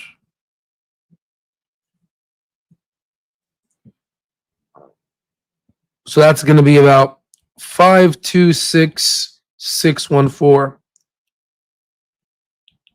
So I'm going to make that per month on average. I can start with condos. I can start with those things. Condos is better. So it's least amount of room. It's, let's say, $250,000, and you could get 2 houses every month or 2 condos, and you can rent them for $1,500, right? But my goal is, I have to deal with the headache. But my goal, or I can buy gold. I can buy gold, but I'm afraid that what happens if they make gold? I don't know, right? You can buy Bitcoin with it, whatever, right? You want to preserve your value. So I'm gonna buy properties, okay? Because I know the business, and I'm gonna be teaching the business soon, okay? So then I'm gonna take this, okay? And that's, let's say, about a property a month. So let's assume now, for the next 7 to 15 years, let's say 15 years, I'm going to buy, or let's make it, let's say 10 years. I'm going to buy about, so I'm going to buy 12 homes per year. Okay. So I'm going to do this for 10 years. So I cancel out the years to get homes. I'm going to have about 120 homes. So 120 homes at, let's say, $500,000 a home.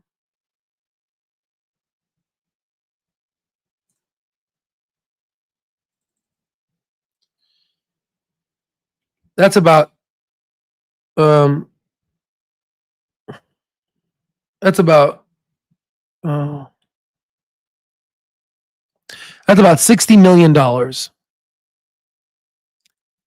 Now, of course, you can take that money and buy more stocks, and you'll get more money. Trust me, you can make way more money when it comes to stocks. You could just reinvest that and compound, and you could do it both. You could do it a different way. You could say, okay, well, I take this money that I make from covered calls, and 30% goes to just cash, and the other 70 goes to stocks and bonds or whatever. And then that will make my money even more. That this will grow the investment account even more, right? Right. So that you could do that, right? You could definitely do that, right?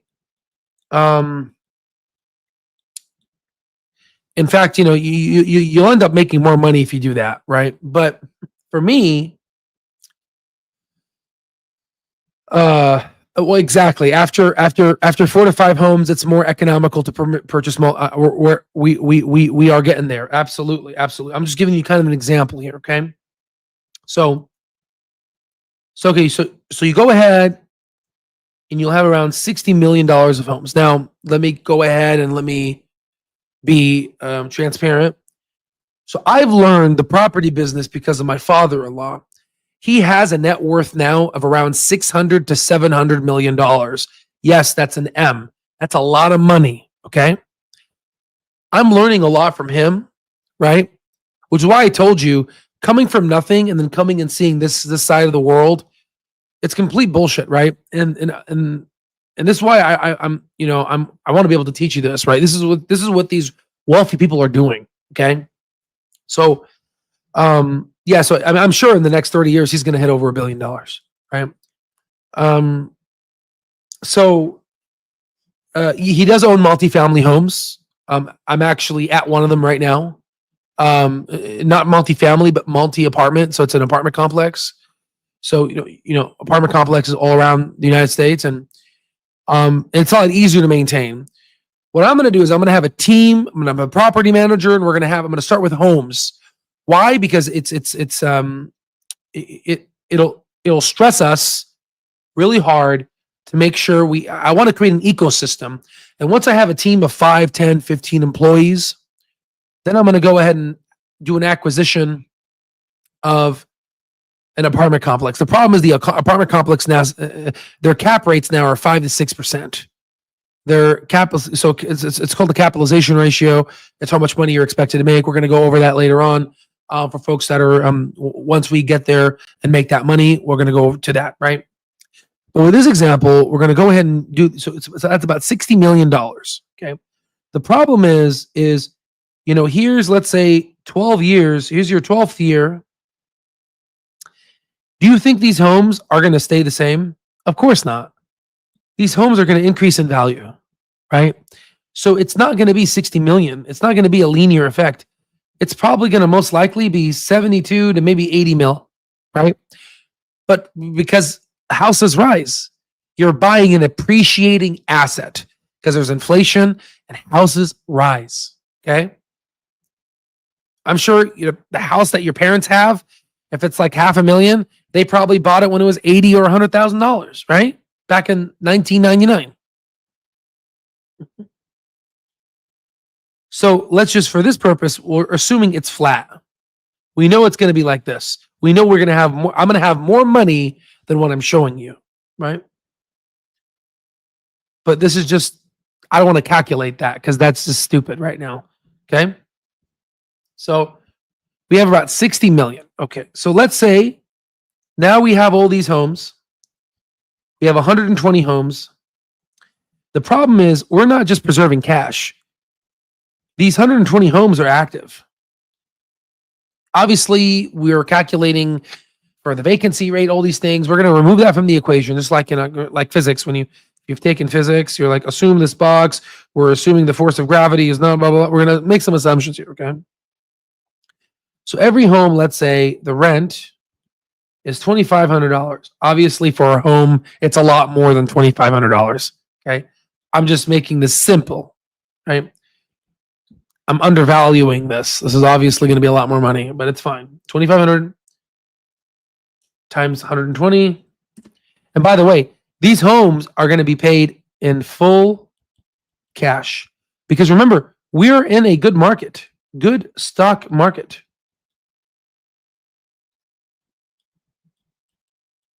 Rates are high. The interest rates are high. So there's no reason to get a loan. So we bought these full cash. So we own these homes. We own them all, right? So this is like literally pure dividends, right? So you're going to make $300K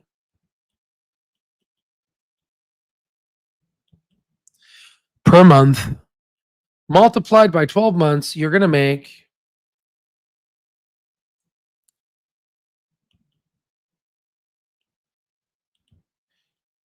$3.6 million per year. So now what you're doing is we're making around $500,000 per month, which is equivalent to $6.3 million a year. You're taking that money and you're buying properties and you're using the properties to offset depreciation, all these things, right?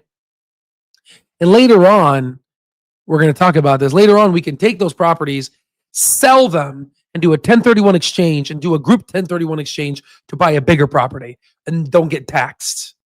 That's later, right? That's later. Okay. So let's say now you have this type of money, right? And these houses are making you cash. You're technically living now. You can live off of this money. And the question you can say is, why not just stop? No, I'm not going to stop because, you know, I love the game. Screw the money. I love the game. These are all just units to me. They mean nothing to me. They're all just units. They're all just numbers to me, right? And the goal is how high can the numbers go? I mean, that's honestly the goal. Is how high can we get this to go? It's just, you know, just the honest American on his iPad playing these number games, developing software, and doing what the rich do. And let's see how high we get. Obviously, we got to go to the gym, be healthy, right? Health is number one, but you know, let's see how high we can get these, right? So then you have this, right? Then all of a sudden something happens. The big boogalooga comes, right?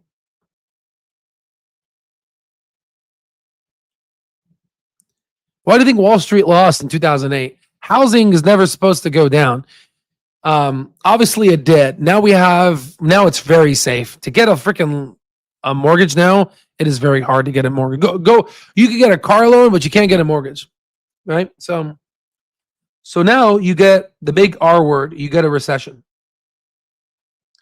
So you get the big R word. You get a recession. So let's look at the facts of a recession. Okay. Facts number one. Stocks are down. They crash. Lose jobs. Everyone loses their jobs. Okay.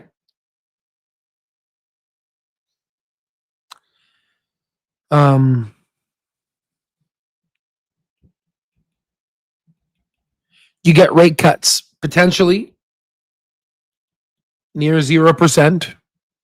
That's a question mark, but rates have to get cut. So then now you're at a position where, you know, like, let's say Apple used to be trading, let's say at 450 in the future now, or let's say it's trading at 600.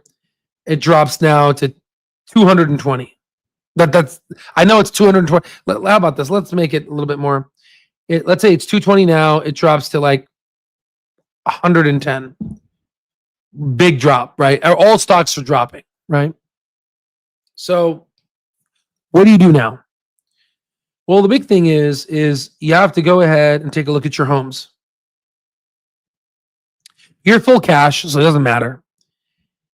If, let's say, people lose their jobs and they can't pay your home anymore, the government is going to give you forgiveness loan, which they did during COVID. So it's pretty much free money for your tenants to pay rent. Now, I don't think this is going to happen. That's because the whole economy closed down. People, and this is why it's important, when you get tenants, you need to get good tenants, a credit score above 700. Tenants that ultimately are good. They have a good life, right?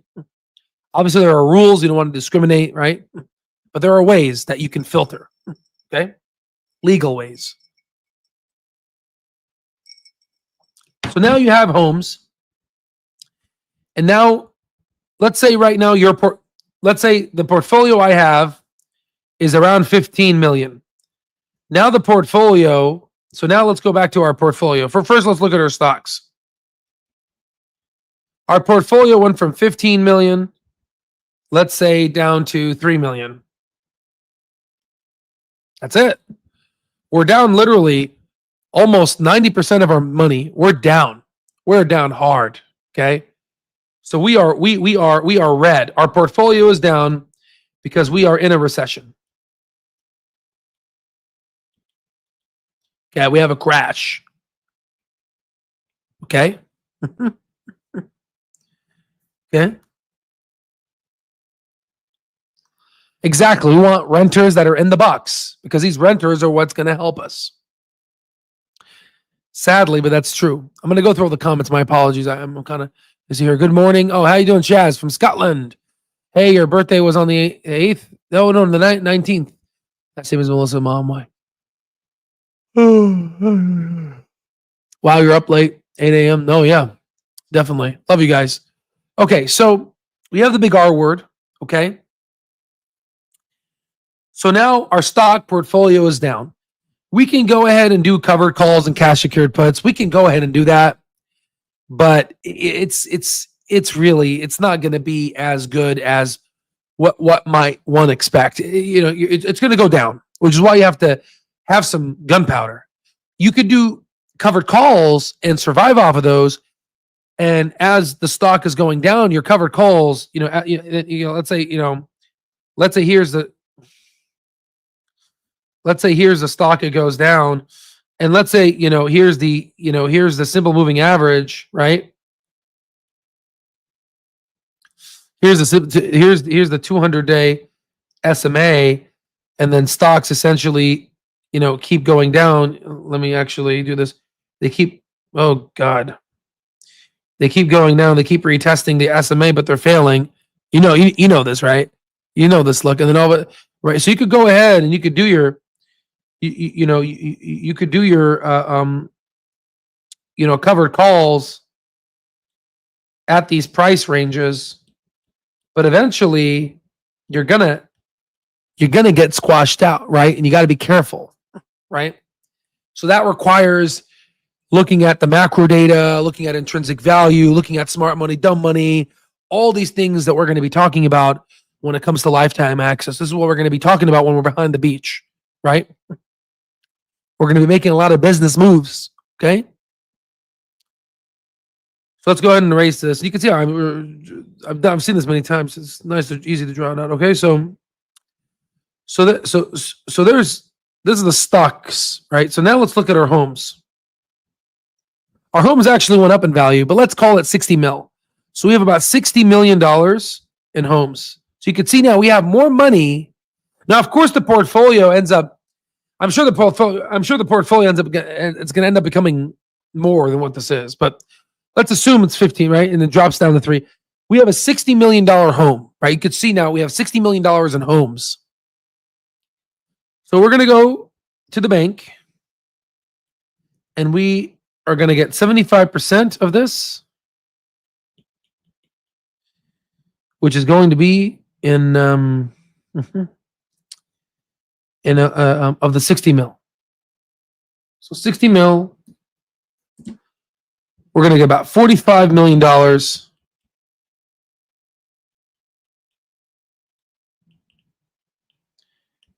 of cold hard cash. We're going to get 45 million of cash. But now we have a mortgage. So who's going to pay this? This is where your renters, because remember, they're giving you money, right? The money that they give you, ideally, half of it is going to go to the bank. The other half can be split to reinvest in stocks or your lifestyle. Because remember, you want to take money out of that market, the stock market, because it's very tough. You can retire off of it too, but it's very tough.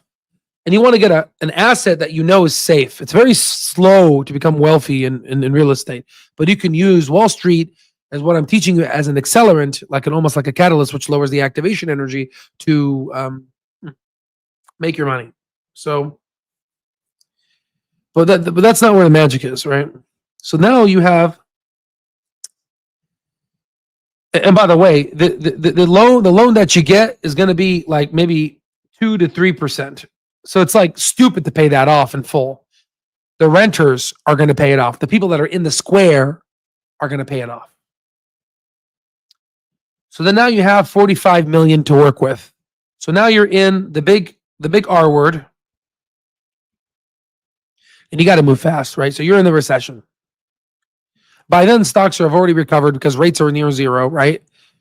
So now you have to split. They're not near recovered, but they pretty much are in that U shape, right? They probably got some fake bounces. So now you have about 40 million. This 40 million you split in 3 different ways. Large caps, mid caps,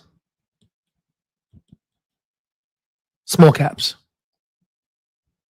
Then on average, let's say you can 2 to 3x your money.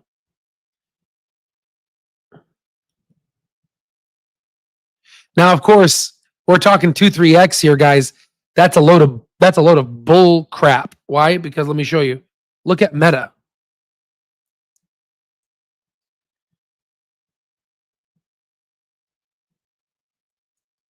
Look at Meta stock.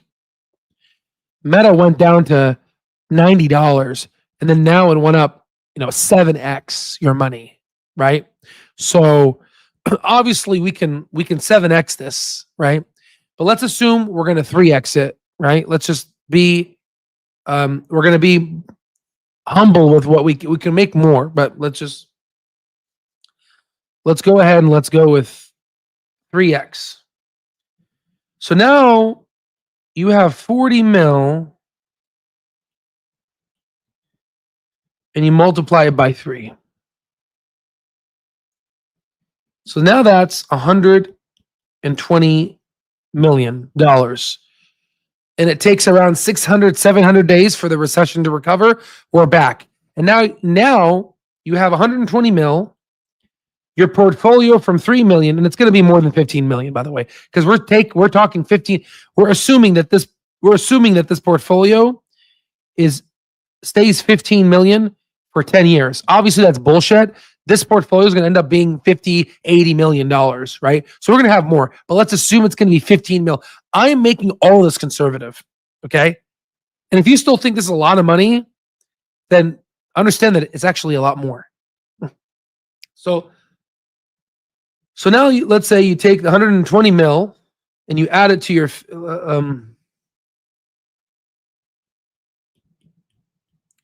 and you add it to your 15 mil. So that's, 15, that's 5, 3, that's $135 million.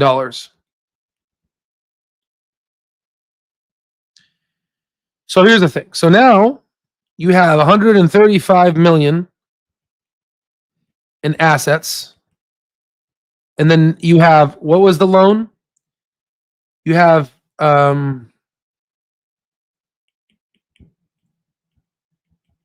45 million in liabilities. So I'm just gonna make this a lot, 135 million in assets and 45 million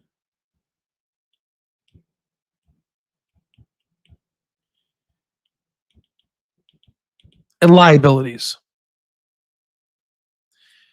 So now what you can do is you could obviously leverage your assets to get a loan to invest in more companies, but we're not going to do that. We're not going to do that.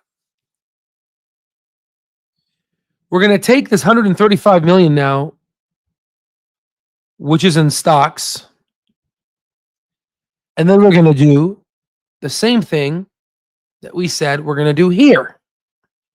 We're going to go ahead, and by the way, no one teaches this information, guys, right? The only problem is The only problem is we're going to get to a point, ladies and gentlemen, we're going to get to a point where, this is going to be our morning briefing when it comes to lifetime access. We're going to go in and we're going to be doing this, right?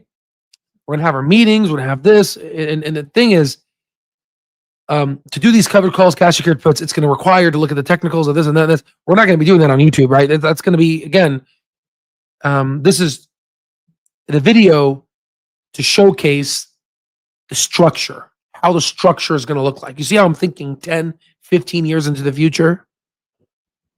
Okay?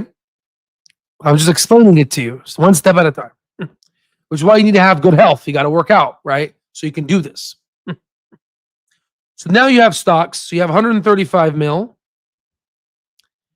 And then now you do the wheel strategy again. So 135 mil. So now you do 4.49 million per month. Right? So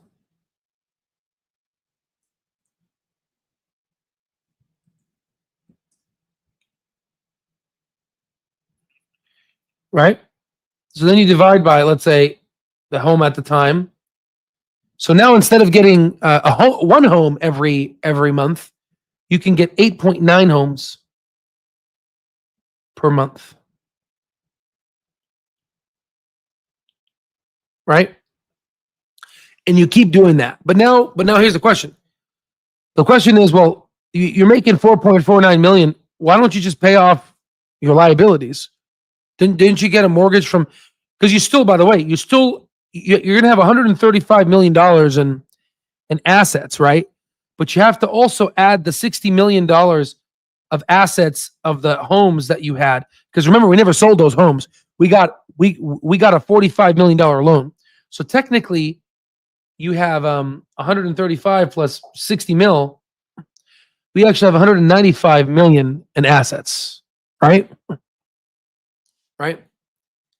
So then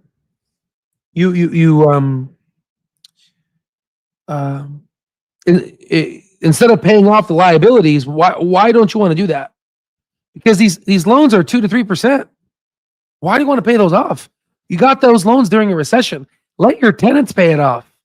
Your renters, the people that live in boxes, let them pay it off. Don't pay it off.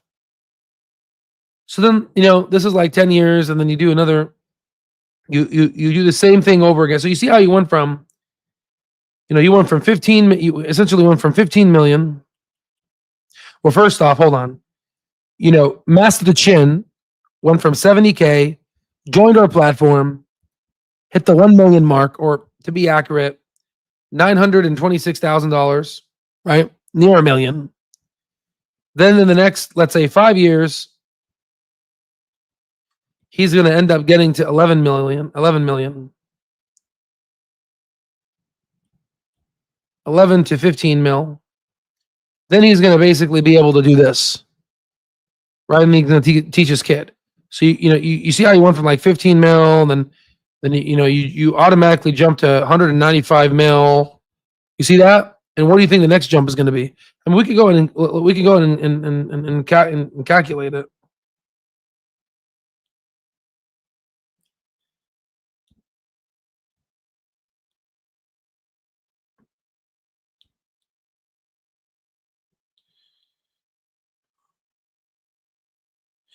We could calculate it. So you just take after 10 years, you'll have 4.49 times 12. You'll make 53 million a year. After 10 years, you'll have about $538 million in properties. You go in and then you add your 195 million. That's 733.8 million, right? And then You add that, and then and then you do the cycle over and over and over again, right? And then ultimately, once the recession is over, you remember when we 3x'd our money and we made this money, we essentially bring it back to stocks, and you make this whole wheel strategy. Okay, and you can see the most monies are made. They're made during recessions.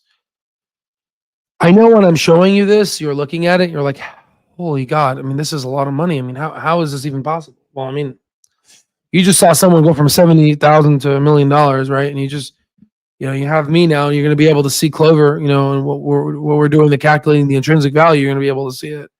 You're going to say, wow, right? This is so, and then you'll see the cover calls, and you'll see the different lifestyle that we have, right? Well, you can see how ultimately how this works, right? You have a stock, you have the wheel strategy, you do the wheel strategy, right? And you pull money out, then you put it in properties, right? Those properties accrue, you do it for 5-10 years. And then obviously there's going to be hiccups. Let's say you don't buy a home every month, you do half of that. Okay, fine. Instead of $60 million of properties, you'll have $30 million of properties. You'll have that, right? The point is the concept and the system works. How do I know this? Because that's what I'm doing now, right? I'm doing it on other stocks that have already appreciated in value. I already have the $15 million portfolio, right? What I'm showing you now is I'm showing you the $1 million portfolio. And we're going to basically see that the next 3, 4, 5 years, you're going to see that essentially start growing. You're going to see Clover going to its intrinsic value, right? That's why I don't want to bombard you, because again, let me unplug the iPad here. Hold on. I don't want to bombard you with all this information, because the problem is I'm just giving you a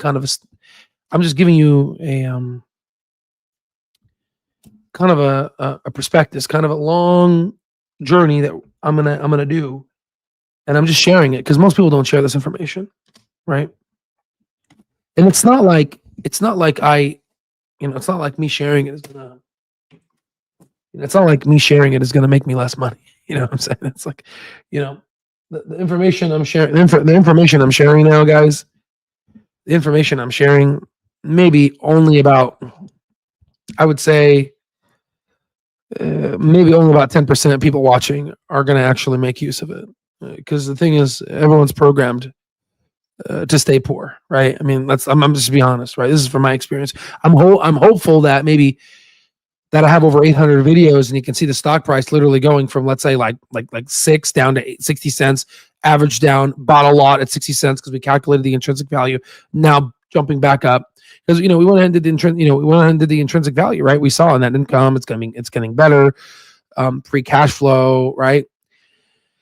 And ultimately, we're gonna hopefully you guys can see that, right? So, but at the end of the day, you need people that row the boat, and intrinsically that's how they're programmed, and people want to be NPCs, and that's fine. We need them because they're ultimately going to be those are going to be the people that are going to be my renters, right? We need people like that. We need people that are NPCs that stay in the square because they're ultimately going to be renting from me, and I'm going to treat them with respect because they're giving me my American dream. These are good people. They're hardworking people. They're there to enhance the reality of player characters. They're an enhancement to the people that want to play the game. And it's so sad to look at them that way because they're human beings. But I'm just showing you what Wall Street's. I'm trying to teach you how Wall Street is looking at these people. It's very disgusting. And if you're watching this, and if you want to leave, if you want to get out of the matrix, the opportunity is there, right? The opportunity is there. As you can see, we have this beautiful coupon code, SAS, $1,200 off. Take advantage, right? Take advantage. I'm giving you an opportunity on how I left homelessness to becoming a multimillionaire.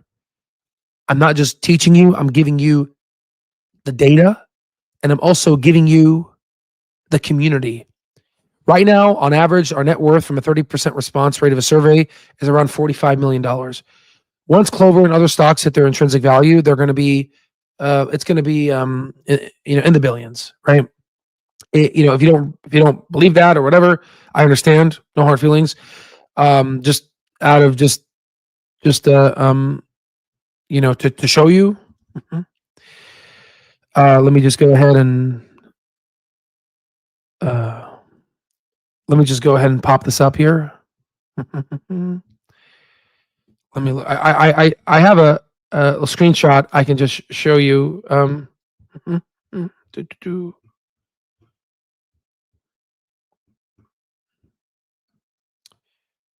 So here's back in the day when we had triple screens.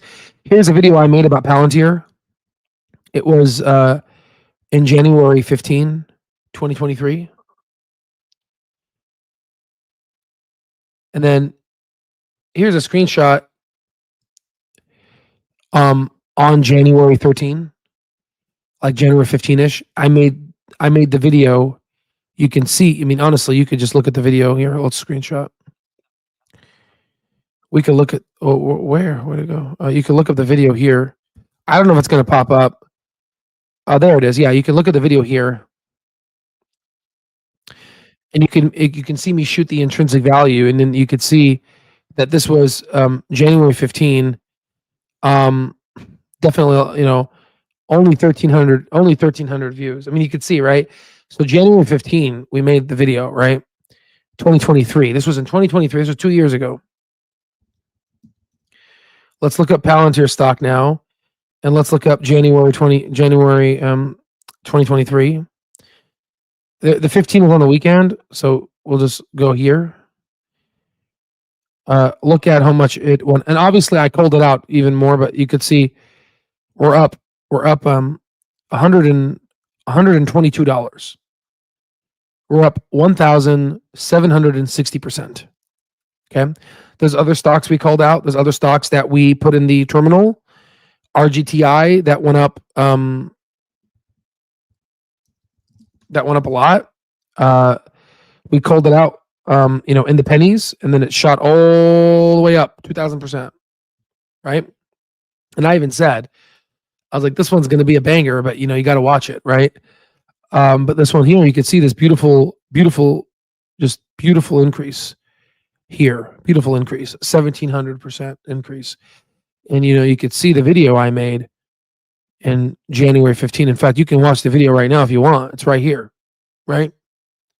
It's right here. Only 1,300 views. That's it.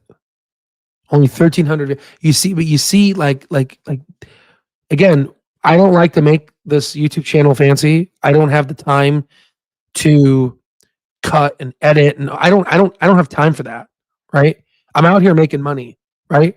I'm out here building things. I'm out here doing real estate. I'm out here building a career in medicine, right? I'm making these lives. They're long. I'm passionate about this because one is I also want to create a lifetime access community where we're able to do this together. And hopefully once we have all these millionaires made, we'll be able to team up together, and we'll be able to buy a $200-300 million building, right? Like a nice hotel somewhere in Cancun, or maybe not in Cancun, but somewhere in the United States, right? We can develop our own little business, and we can split on. We each buy 30% stake, right? That's the community we're going to have, right? But it all starts here with the financials. You have to understand this. You have to understand how many thousands how many millions are in a billion, 1,000, right? How many billions are has the answer, right? How many billions are in a trillion? You need to understand how these numbers work because it's simple. If you know how to build a lemonade stand and know how to make money on that, you could do the same thing with other stocks. It's just the numbers are they're just units. The problem is most people they invest in AMC. It's burning cash. They don't understand that. They don't understand that. They're buying companies that are burning cash because they don't understand the fundamental aspects of what a business is. And they don't even know what a stock is. They don't even know what a share is. Right? So that's what that is. And I'm just really honored and proud, and then, we have, here's the video, and, here's a screenshot. This was a screenshot when it was $65, now it's 100. I need to update the screenshot. Now it's $129. Insane. And so, honestly, let's just open up. So this is the software that you guys can can purchase. It's a SaaS coupon code, lifetime access, right? It includes the Discord as well with all the community members. But let's look at the price target. I'll click on this. It loads my software, one of my softwares. Let's look at PLTR. I'm curious. So we got to update it because it's not that's growing at this much now. So you have to look at the quarterly right now. So look at Q1. Q1 used to be 126. Now it's 304. So let's assume. Oh, yeah. I think they were assuming about 1,400. So let's see if I have 1,400. Let's say it's growing 39%.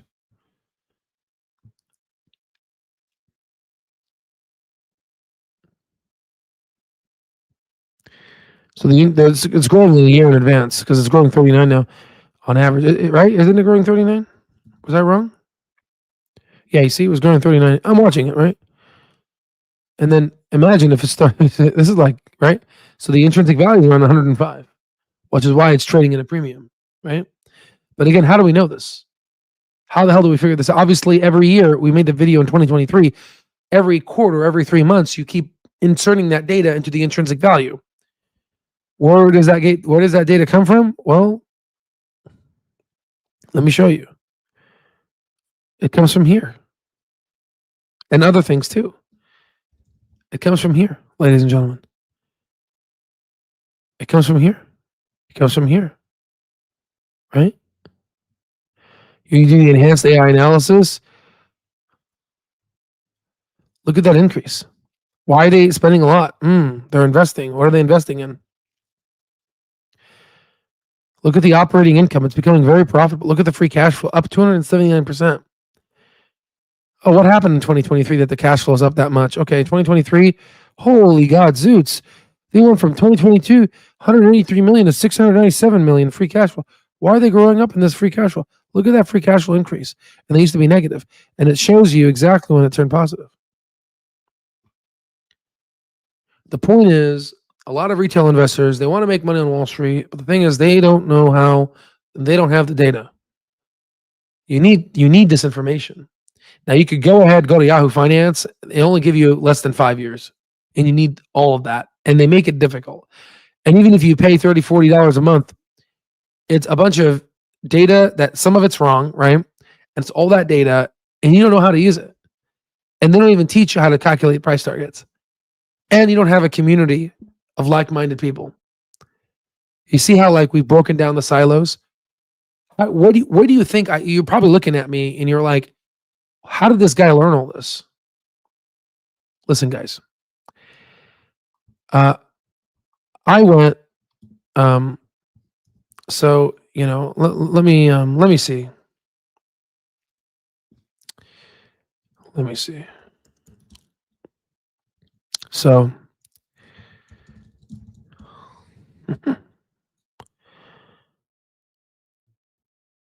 So I went ahead and I published this paper as a first author, Anatomical Parcellations of Brodmann's Area 4 and 6, a study of cortical thickness for improved neurosurgical planning.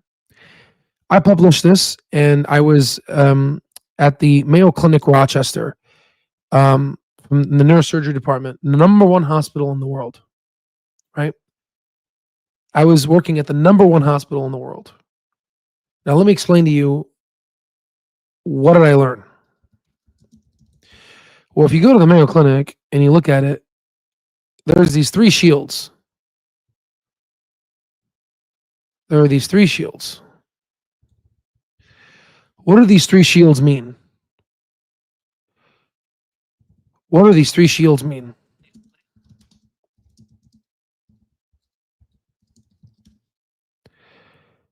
The 3 shields are patient care, education, and research. Patient care, education, and research. Patients are always first. The needs of the patient come first, right? Patients, education, and research. Okay. The patient is who we go to first. The patient is the person that gives us the data. A diagnosis can happen 80% of the time by listening to the history. You listen to the patient. So we can call this the shield. We can call it data. This is our data shield. Okay. This is the Mastering Stock Market course, right? And this is the deep dives, right? Get it? This is the research. This is the Triple Dragon channel.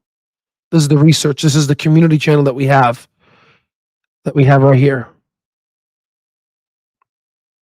This one here, where people are going to basically post their due diligence. All these. Are you seeing that now? I've learned from the best hospitals in the world. I was at Cleveland Clinic. I learned from the best. And I said, well, how do I do this? And how do I apply this to life? Now, here's the problem. A lot of these other financial platforms out there can't do this because it's just too much time. Who the hell right now has 2 hours right now? I've been on this live for 2 hours. I'm passionate about this. I know how to teach. I know how to do research. And I have the data. And I have the community members. I have it all. Right? And that's what it takes to go from zero to hero. Right? And that's what I built. Now, I've been at this for a long time. I mean, I've been in the market for 14 going to 15 years. And then I've been at this coding, and I'm the programmer, I'm the teacher, I'm doing it all, right? And soon that will change with lifetime access members as they get educated. We have a lot of them that are educated now, right? So that's the whole concept of where this is at. Okay. So now that we have this, let's go ahead and remove some of these tabs here. We did some good education here. Now let's go ahead and just go through the Clover Health questions. Where is that? So we're going through these. Give me a moment here.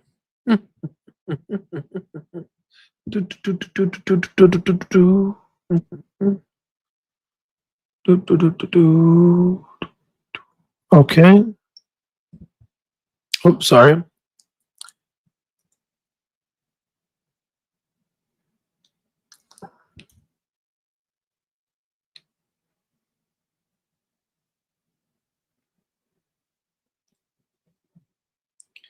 Just very quickly, before I go on there, the market's down right now because of a Moody's downgrade. For my lifetime access members, again, it's very hard to update YouTube, but I went ahead and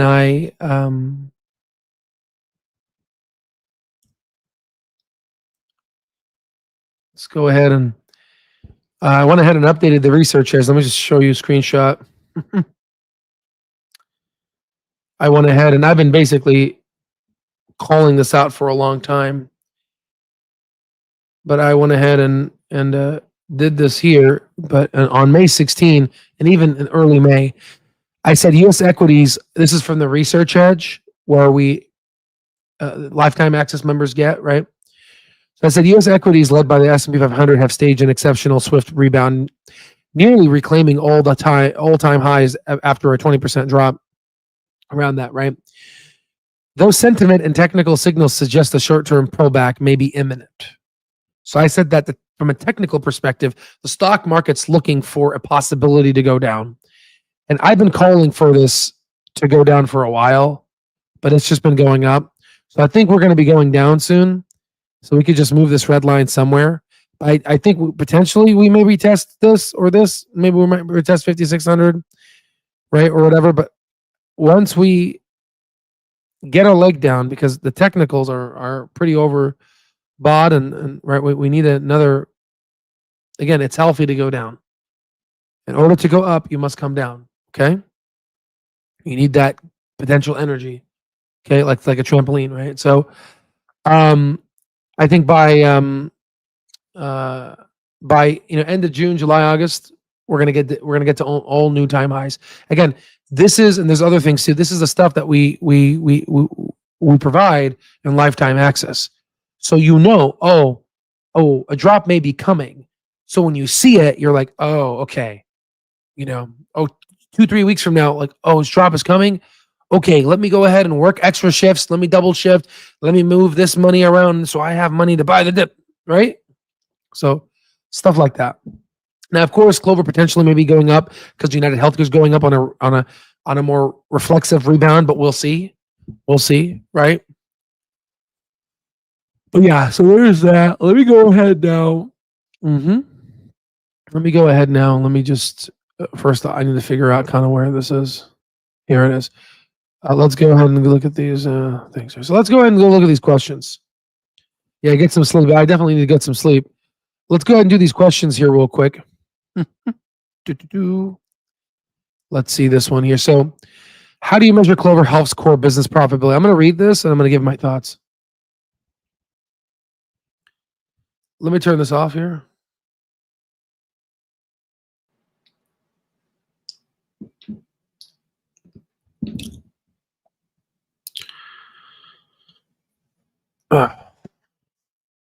Here.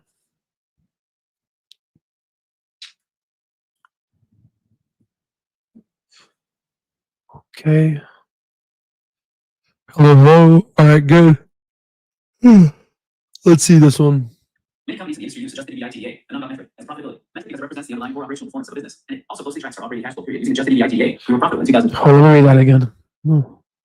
Many companies in the industry use adjusted EBITDA, a non-GAAP metric, as profitability, metric because it represents the underlying core operational performance of a business, and it also closely tracks our operating cash flow period using adjusted EBITDA. We were profitable in 2024 and have guided profitability in 2025 and beyond. In plain terms, we generate strong adjusted EBITDA. So we're profitable in 2024 and we've guided to profitability.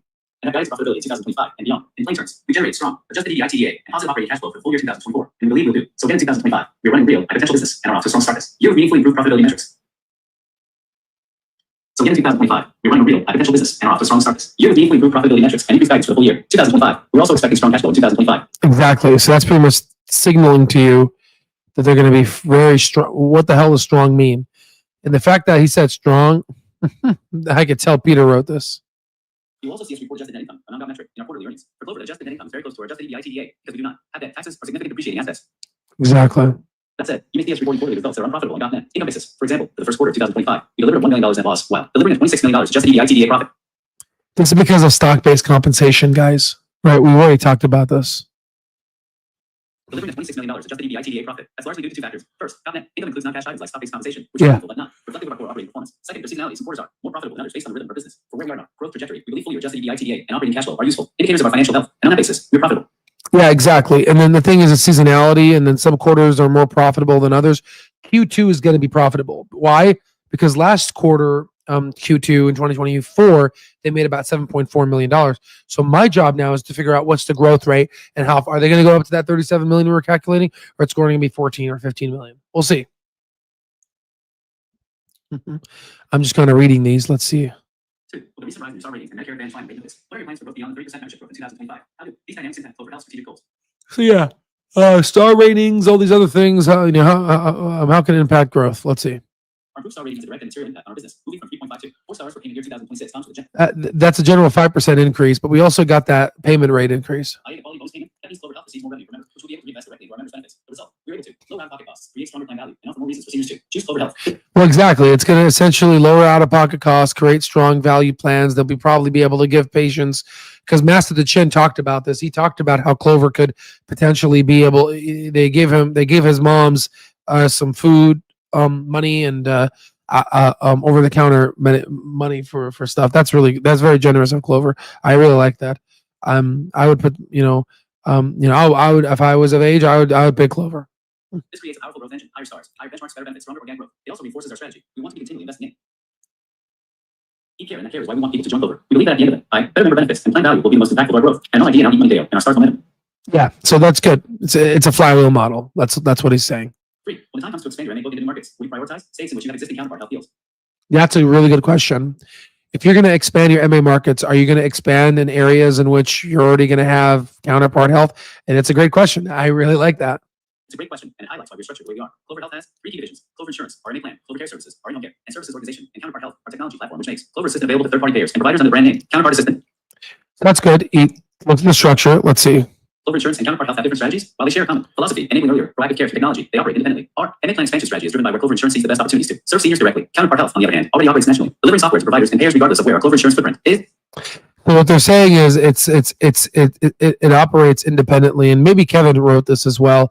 The reason why this is important is because, if you're like Humana, UnitedHealthcare, or Molina, if you're like those types of people, guys, and ultimately if you're working with Clover, you need to get assurances that Clover's not going to end up using that data for themselves to then start up a Medicare Advantage business and steal all your clients. So they have to really operate independently. And this is a legit, lawsuit that they could probably go under. That's why they have to respect that independent process. I'm assuming, right? So that's actually pretty good. We talked about this in the Kevin podcast. Yeah. So that's a pretty big deal. And the big thing that I like is, Counterpart, on the other hand, already operates nationally. So that's a big deal, guys. It's a big deal nationally, baby. We don't know what's coming, right? So let's read this. A Clover assistant can reduce expense ratios for patients with chronic conditions and need to help you long-term outcomes in MA. Could you explain why similar results cannot be achieved for younger healthier second population? Yeah, so he's taking, okay, well, the MA Clover Assistant AI can be used for older patients. Can it be used for younger ones? Andrew and Vivek answered this a long time ago. They talked potentially about the fact that, younger folks are not intimate with their doctor for the software to work. But let's see what they say. The short answer is, we believe that it can. Clover Assistant is built to help any physician take better care of any patient, regardless of age and health complexity, by surfacing actionable insights and supporting clinical decisions. So they believe it can. Excellent. So that could be potential future growth. But our strategic focus is Medicare Advantage, MA, because that's where we believe that need and the opportunity is most pronounced. Chronic conditions are far more prevalent than this population, and that's where CA's ability to service undiagnosed issues or prevent deterioration makes the biggest difference. We're focused on where we can drive the greatest impact first. Over time, broader applications are certainly possible, but our current resources are dedicated to the places where we believe that the clinical and economic returns are clearest. Exactly. Right now, what they're doing is the economic returns are clearest here, and that's basically where they're at. And they're trying to dominate the MA market, and they're strategically focused on that. In fact, what I want to do right now really quickly is for folks that have not signed up yet, I really recommend, we made a YouTube channel, another YouTube channel, and it's Al Stock Trades Clips.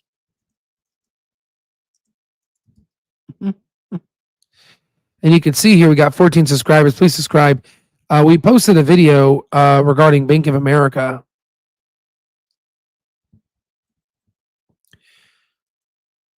And this is very funny because Bank of America, I want us to analyze what they say. So let's just go ahead and see if we can potentially pull up. Maybe is there a transcript here or anything? That's fine. Let's go ahead and share the screen with audio, shall we?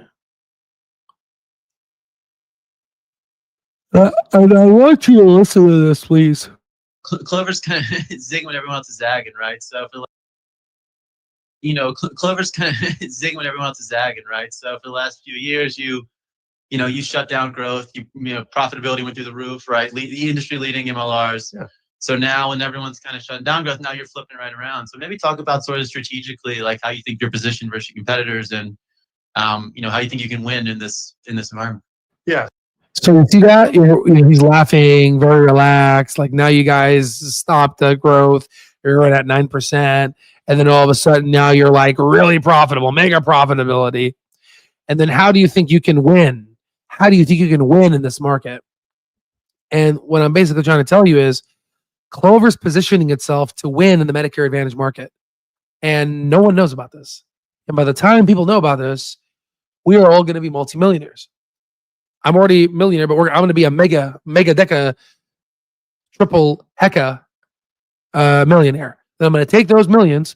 We're going to do the wheel strategy, buy properties. Already explained it in the video, right? So you can see how the concepts play the same. Okay. So I wanted to just kind of share that with you guys because I thought that was very funny. Give it a like. Like my own video. Okay, so here it is. So now let's go back to the question set. So now let's go ahead and read this. 5. Can you share details about Clover Health revenue and margin profile? Counterpart Health, when can we expect this to be a meaningful revenue contribution? Okay, let's hear the question out. We view Counterpart Health as a strategically important part of Clover Health's future. It allows us to extend the benefits of our core technology, the same platform that powers our own high-performing and the broader market. We are currently focused on increasing lives, under management, but we believe that Counterpart Health has the potential to become a meaningful contributor to Clover Health's revenue and earnings over time, given its sheer size. And even in the MA market, with 35 million annual leads, that's a huge opportunity. Exactly. I mean, this thing can grow a lot. Interesting thing is that Clover Assistant delivers true value-based performance via for a plus delivery mechanism. That means we can scale like software, but also participate in the economics of value-based care for our members. That's an aspirational story for most software companies. They dream of doing that one day. We're doing that now. Yeah, that's what I'm saying. A lot of software companies are dreaming of this. They're actually doing this. They were already deemed a unicorn company back when they're in private land back in 2017-18 when they were invested by Google. Private companies and unicorn companies are considered over $1 billion, so they already are a unicorn. So they have the scalability, and they're clearly profitable from the EBITDA basis now. One of the most exciting aspects of Counterpart is that it's highly scalable. We're finding that we can deploy our platform across many partners with very little customization, which is a strong signal for long-term margins. We built the technology once, and now we can make it work across a wide range of customers without re-engineering every time. We're also disciplined about how we price, structuring contracts that reflect the value we deliver. That's incredible, which means they're not going to give out the software for free. Right? Do you see a path where Counterpart Health could be integrated broadly across the entire U.S. healthcare system or internationally? How well do you believe Counterpart, a system will perform in states outside of your core New Jersey and Georgia markets? Good question. Absolutely. The beauty of the Counterpart Health model is that it's designed for scale. We're focused on Medicare because it's a federal program, which means we have ability to national reach. While we're not commenting on international opportunities at this time, we see plenty of room to grow across the 35 million annual needs throughout the country. Good. We're confident that Counterpart Health can bring value to any market. As chronic disease is known, different in one state versus another. Clover System works because it helps doctors identify and manage chronic disease earlier. And that's not a New Jersey problem or a Georgia problem. That's a healthcare problem everywhere. We've already proven our model in complex, fragmented markets like New Jersey, where we have delivered industry loss ratios. That gives us confidence in its ability to perform across the country. Counterpart Health gives us a capital light way to support that capability and bring higher quality and better care management to more people without needing to stand up a new MA plan in every state. That's very powerful. That's very good. Okay, let's see here. 7. Are there any SaaS partnerships Clover Health is participating currently or partnerships you expect to participate soon? Let's see. As the off, we've already announced the number of Counterpart customers we have on or implementation. You can see those announcements on the press page. For clarity, while always complying with applicable laws, we don't intend to announce every SaaS partnership at this time. Any revenue from those unannounced deals will of course still reflected in our consolidated financials. That said, our current focus isn't on making splashy announcements. It's on building deep, high-quality partnerships. So big one here. So we don't intend to announce every SaaS partnership that we sign because some it could be a big large player. Who knows? It could be United. And the fact, listen, and the fact that Clover doesn't want to announce that, or the fact that Clover doesn't want to announce these potential deals, it really shows you, like this. You don't want flashy management. This is a stock that you're going to be quiet, accumulate, and wait for it to explode, and then people are going to say it's a turnaround. They're already doing it now, but they're going to say, "Oh, Chirmat Stocks hits X, Y, and Z. If you would have invested in Clover at 60 cents, you would have." But then no one was saying that back in the day. I was, right? Our platform was. Our software was saying the real value of Clover, right? That's what you get, though, right? When you look at stuff for free, you get what you pay for. You get it for free, you're going to get shit results. You get data that the billionaires have, you're going to become a millionaire. That's it. Our current focus isn't on making splashy announcements. It's on building deep, high-quality partnerships, expanding lives under management, and executing on those partnerships. We currently see a high level of inbound interest and ongoing discussion that validate that there's a strong appetite for what we're building. In the meantime, we are focused on execution. We're actively engaged with a wide range of payers and providers, regional and national, who are looking for practical, power tools to accelerate their shift to value-based care. Okay, good. That's good. Number 8. 8. What unique strengths and competitive advantages does Clover Assistant have that differentiated from other technologies in the healthcare space? How will you win in the chronic healthcare health space amidst larger companies and especially evolving? Context about becoming cheaper and more deployable. Okay, well, that's a very good question. We're hearing a consistent message from our customers, including very sophisticated organizations that have been deep in value-based care for years. They haven't seen anything like Clover Assistant. Most vendors are either deeply technical or deeply healthcare. We bring both. That's rare. So this makes me very excited. Are you seeing this? And that's rare. Listen, okay. I was speaking to my colleagues in medicine, and they're like, if only there was a way that I can tell when my patient doesn't get their medication from the pharmacist. And I'm looking at them, I'm like, there is a way. They're like, what? I would love for that software. That's just one patented technology that Clover has. They have 100 more. And they're going to develop more. Guys, listen, they've developed a product that works. Okay? And we had the privilege to buy the product, the business, at a $400 million valuation. I think this is now the business is around $2 billion. So we made a lot of money, right, Master? Right? You made a lot, right? We're going to make even more. Okay? And we're going to find other businesses on our stock terminal using the software, and we're just going to compound. And the goal is just to see how high we can go. How much money can you make in one lifetime? It's going to be fun. Oh, it's going to be fun, right? Okay, let's go ahead and read this here. We're not bolting tech on healthcare. We're re-architecting how care is delivered from the inside out. Clover Assistant embodies our unwavering commitment to empowering doctors to deliver better patient outcomes competitive edge is how we integrate L into real-world clinical workflows backed by our lived experience operating MA client. Our models are proprietary and patented, and they're tuned specifically for value-based care performance. Plus, our data advantage, claims, labs, pharmacy, and home care visits through Clover Care Services gives us unique insight into patient trajectories. This isn't just a layer on top of someone else's system. It's a purpose-built engine that improves care and economics at the same time. This is amazing. This is really good. It's a positive feedback, guys. This is going to be all I'm seeing right now is I'm seeing the free cash flow go up like this. I'm seeing a free cash flow generating machine, and this may be another Palantir in terms of its free cash flow. And if that's the case, then we're talking over $100 stock. So we're going to be analyzing this and shooting out those intrinsic values every quarter. Let's see. 9. How's Clover Health preparing and investing for the cell revolution in light of all the various health platforms that consumers have access to? How's Clover Health preparing and investing for the cell revolution in light of all the various health platforms that consumers have access to? Okay. We believe deeply in the transformative power of Al, not just as business leaders, but personally. We use Al We're just going to move this here. personally. We use Al every single day to prepare for meetings, challenge assumptions, sharpen language, and even help organize our thinking. That belief shows up in how we run Clover Health. Excellent. We've been investing now for years, long before it became a trend. Clover Assistant itself is a product of that conviction. It's designed to use Well, yeah, exactly. They've been investing in AI before it became a trend, so that's good.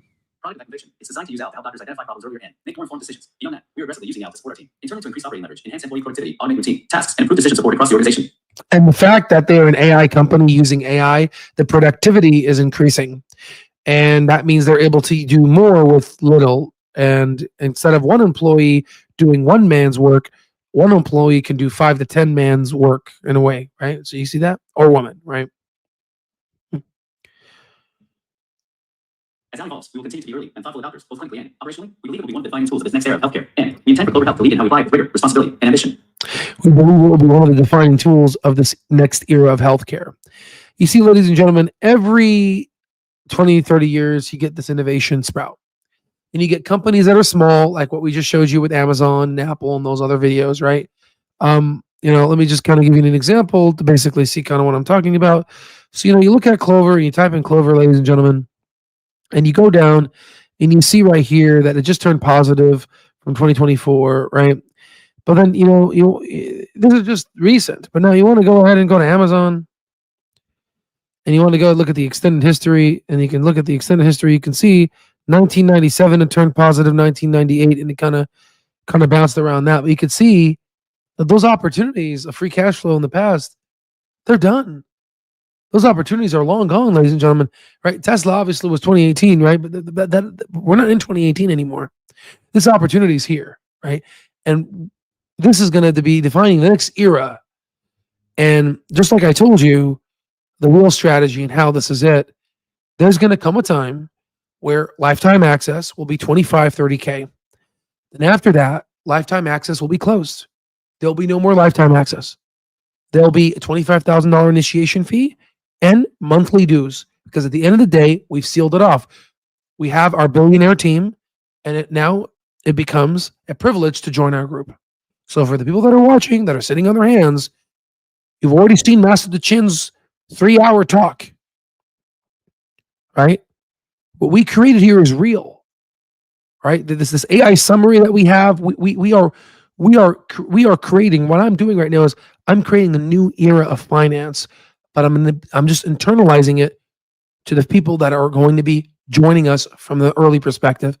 Why? So we can go ahead and we can make this beautiful group of retail non-certified analysts, right, that know more than traditional analysts. And we're going to create a team, right? Almost like Renaissance technology, right? How they closed the Mandelian Fund. That's what I'm trying to create. And if there's people out there that want to join as just monthly due country club members, that's fine. But the original basis, the original people that believed in us now, that believed in us when the portfolio was only at 1 million and not 15, 20, 30, 40, 70, 80, 100 million, when the total net worth of the platform goes from 45 million to $3-4 billion, that is when that's going to happen, right? So now let's go back to this question here. And I think this is the last question, right? Yeah, this is the last question. Holy shit, it's 4:23 a.m. East Coast, and I just woke up to go to work. Al, you definitely don't sleep ever. Props. Right? No, it just, I've been wanting to go through these damn questions, and I haven't. I was going to go through them on the weekend, but wasn't able to. So yeah, so here it is. Here, let's read this one. Good morning to you, my friend. 10. What is Clover Health's plan for increasing brand visibility and marketing achievements? Are the plans for Android toys to appear on major media platforms? Oh my God, that is such a good, like CNBC. That is such a good question. Let's see. We intend to increase our communications and improve how we frame our achievements, including who we are and where we're going. This FAQ is one way we're doing that. We understand the importance of keeping you informed about our progress and strategic direction as much as we can. Let's see. We believe that our results tell the most compelling story, and we intend to keep delivering. Our primary focus is on generating real achievements inside the company. That's what ultimately improves the business, and that's what will earn attention over time. Right now, the focus is on doing the work that makes us a better company, helping improve patient outcomes, and bringing that approach to as many people as possible.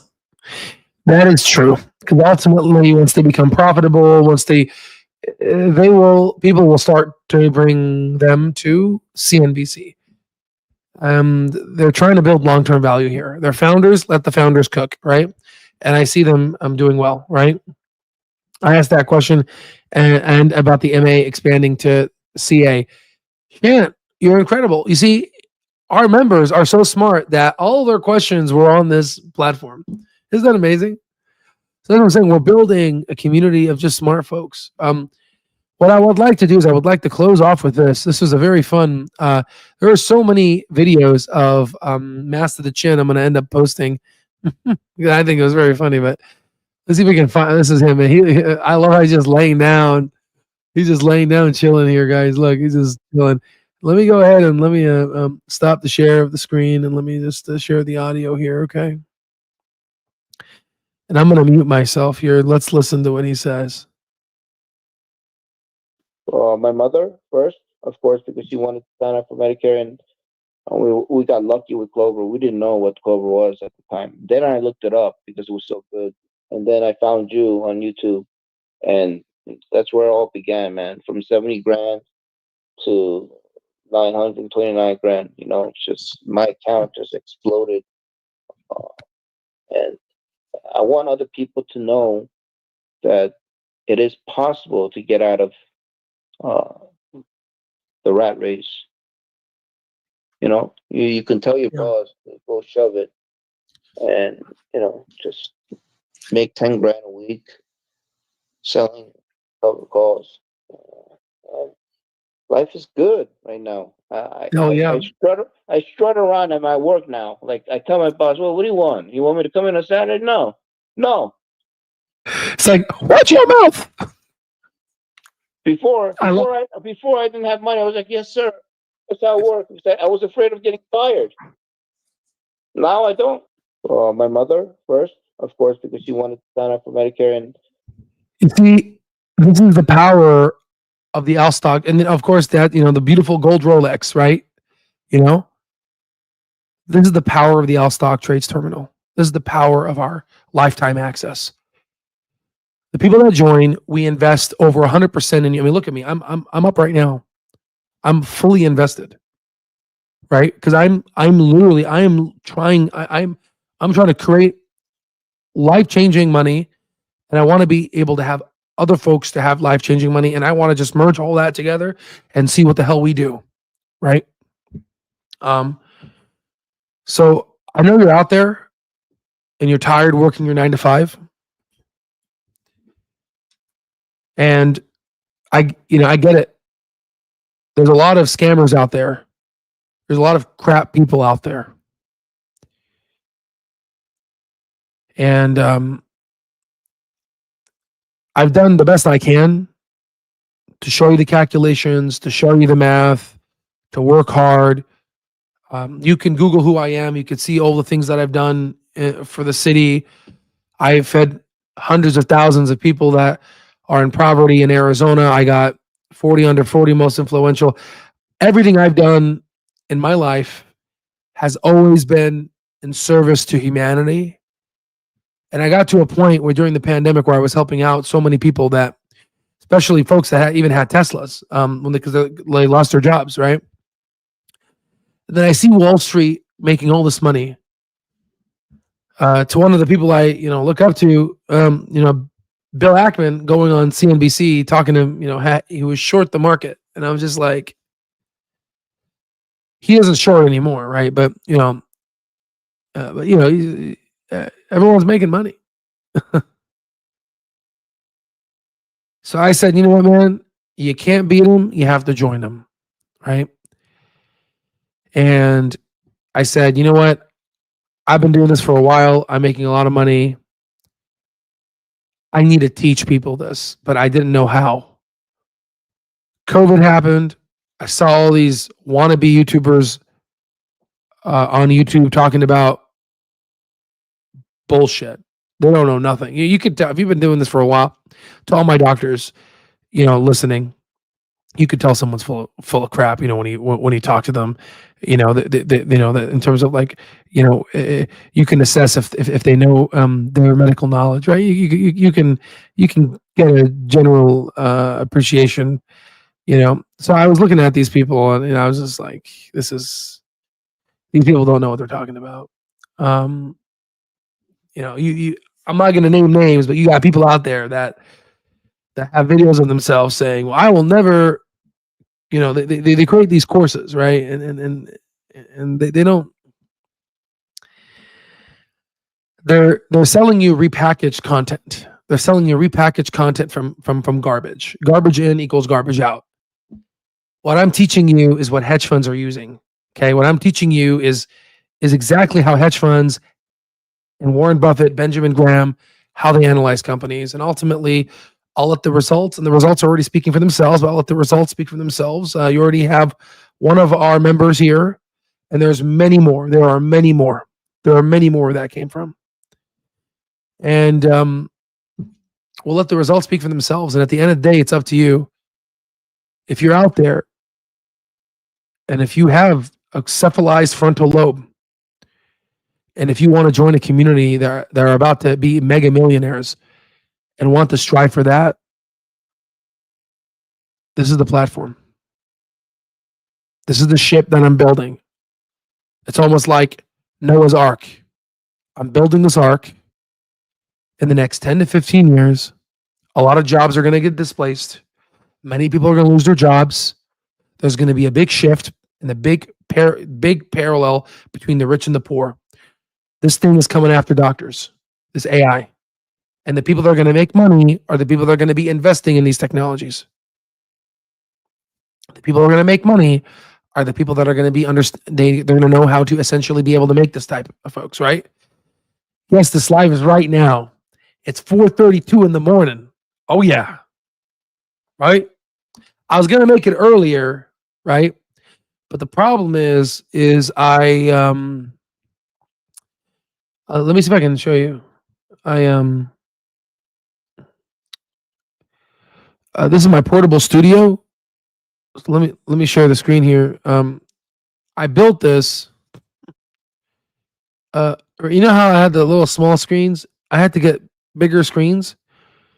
So I built this today so I can, so it took me some time. I was going to actually, because I had to do some med school stuff during the morning. So I built this today. So I was going to make the video earlier, but I just didn't, I wasn't able to get to it, sadly. But yeah, right. Al doesn't sleep. What dedication? No, and by the way, this is Master right here. You got, that's, are your eyes closed? That's Master, right?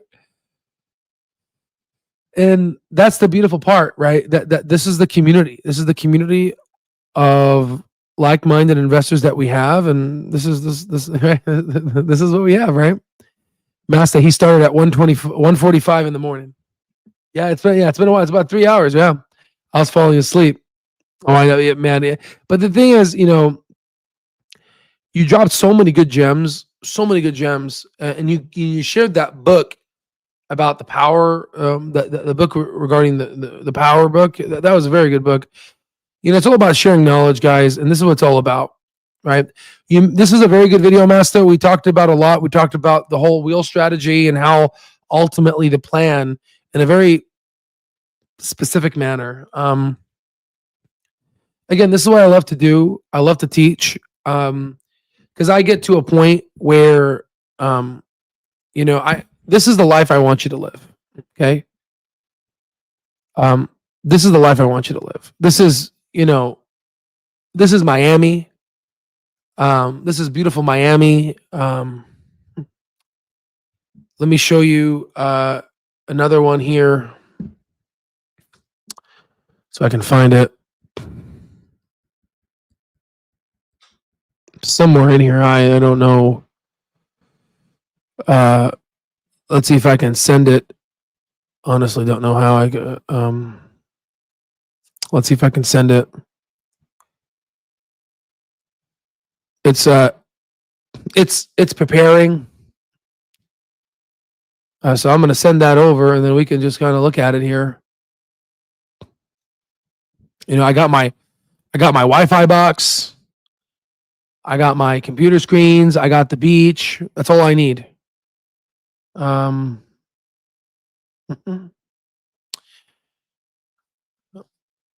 me go ahead and just go ahead and go here. Let me just show you the life that I want you to live. Guys, I started from nothing. I started from nothing, guys. If I can do this, you can do it too.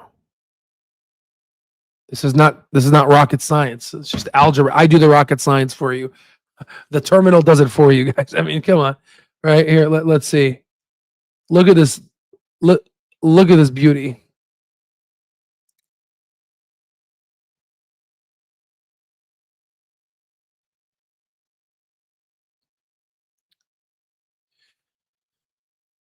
Let me see here.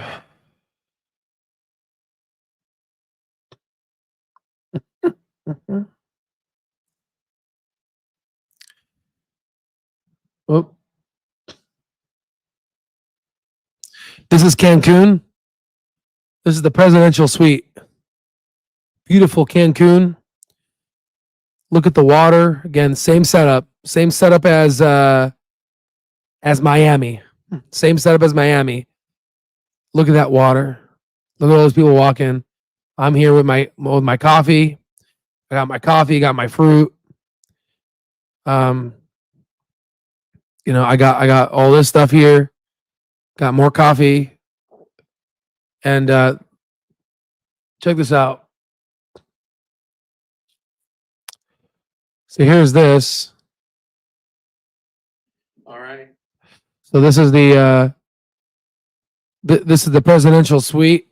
We got the kitchen to the right. We got the first living room here. We got the first bathroom here, the guest bathroom. We got the second main living room here. We got that desk I was using. I just dragged the desk outside. We got a panorama view. You guys haven't seen the bedroom yet. There's the bedroom. There's a Rise Up TV. There's the main bathroom over here that opens up to the ocean. My favorite part is the presidential suite balcony, or the most exterior part. There's why I was doing my lives. This was the presidential suite, and guess what? It's a double balcony. So you got all this other balcony to the lagoon to the left. Look at that. Look at that. So the point is this is the life that you can get. Okay? You buy undervalued stocks. They ascend to their intrinsic value. They go above their intrinsic value. You do the wheel strategy. You suck the money out. You buy properties cash. You wait till a recession happens. You buy properties cash and you have renters. Renters give you money. They give you a dividend. You can take that money. And I didn't, by the way, I didn't do this.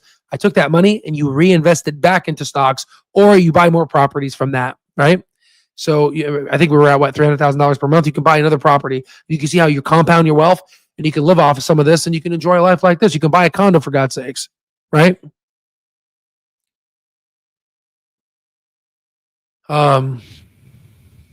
Let's see here. 10:30 a.m. in Germany. Love it. Hey, Master, I'll be traveling to Cali end of the year for a wedding. Wife can't go. You want to be my plus one and get crunked with me? Let's go.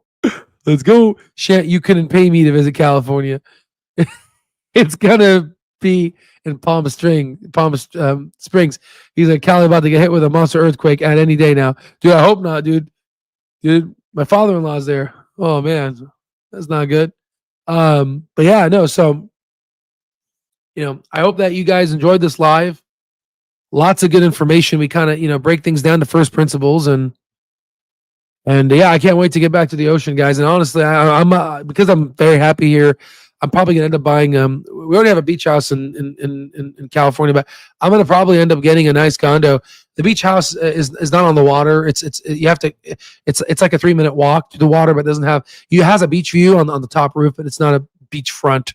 So I'm probably gonna buy another property to have a beachfront property, and we're just gonna be hosting our in-house lifetime access exclusive Zoom lives for market opens.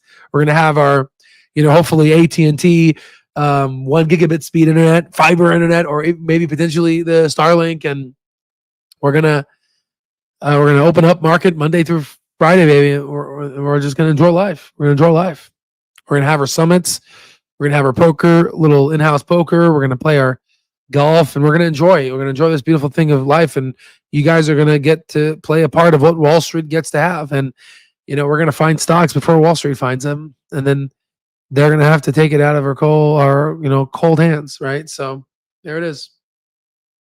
For folks out there that want to change their lives, that want to break out of the matrix, that want to essentially break out of that 9-to-5 job and become a multimillionaire like me that started from nothing, here's your chance. Here's your opportunity. Take it or leave it. God bless you guys, and I'll see you on the next one.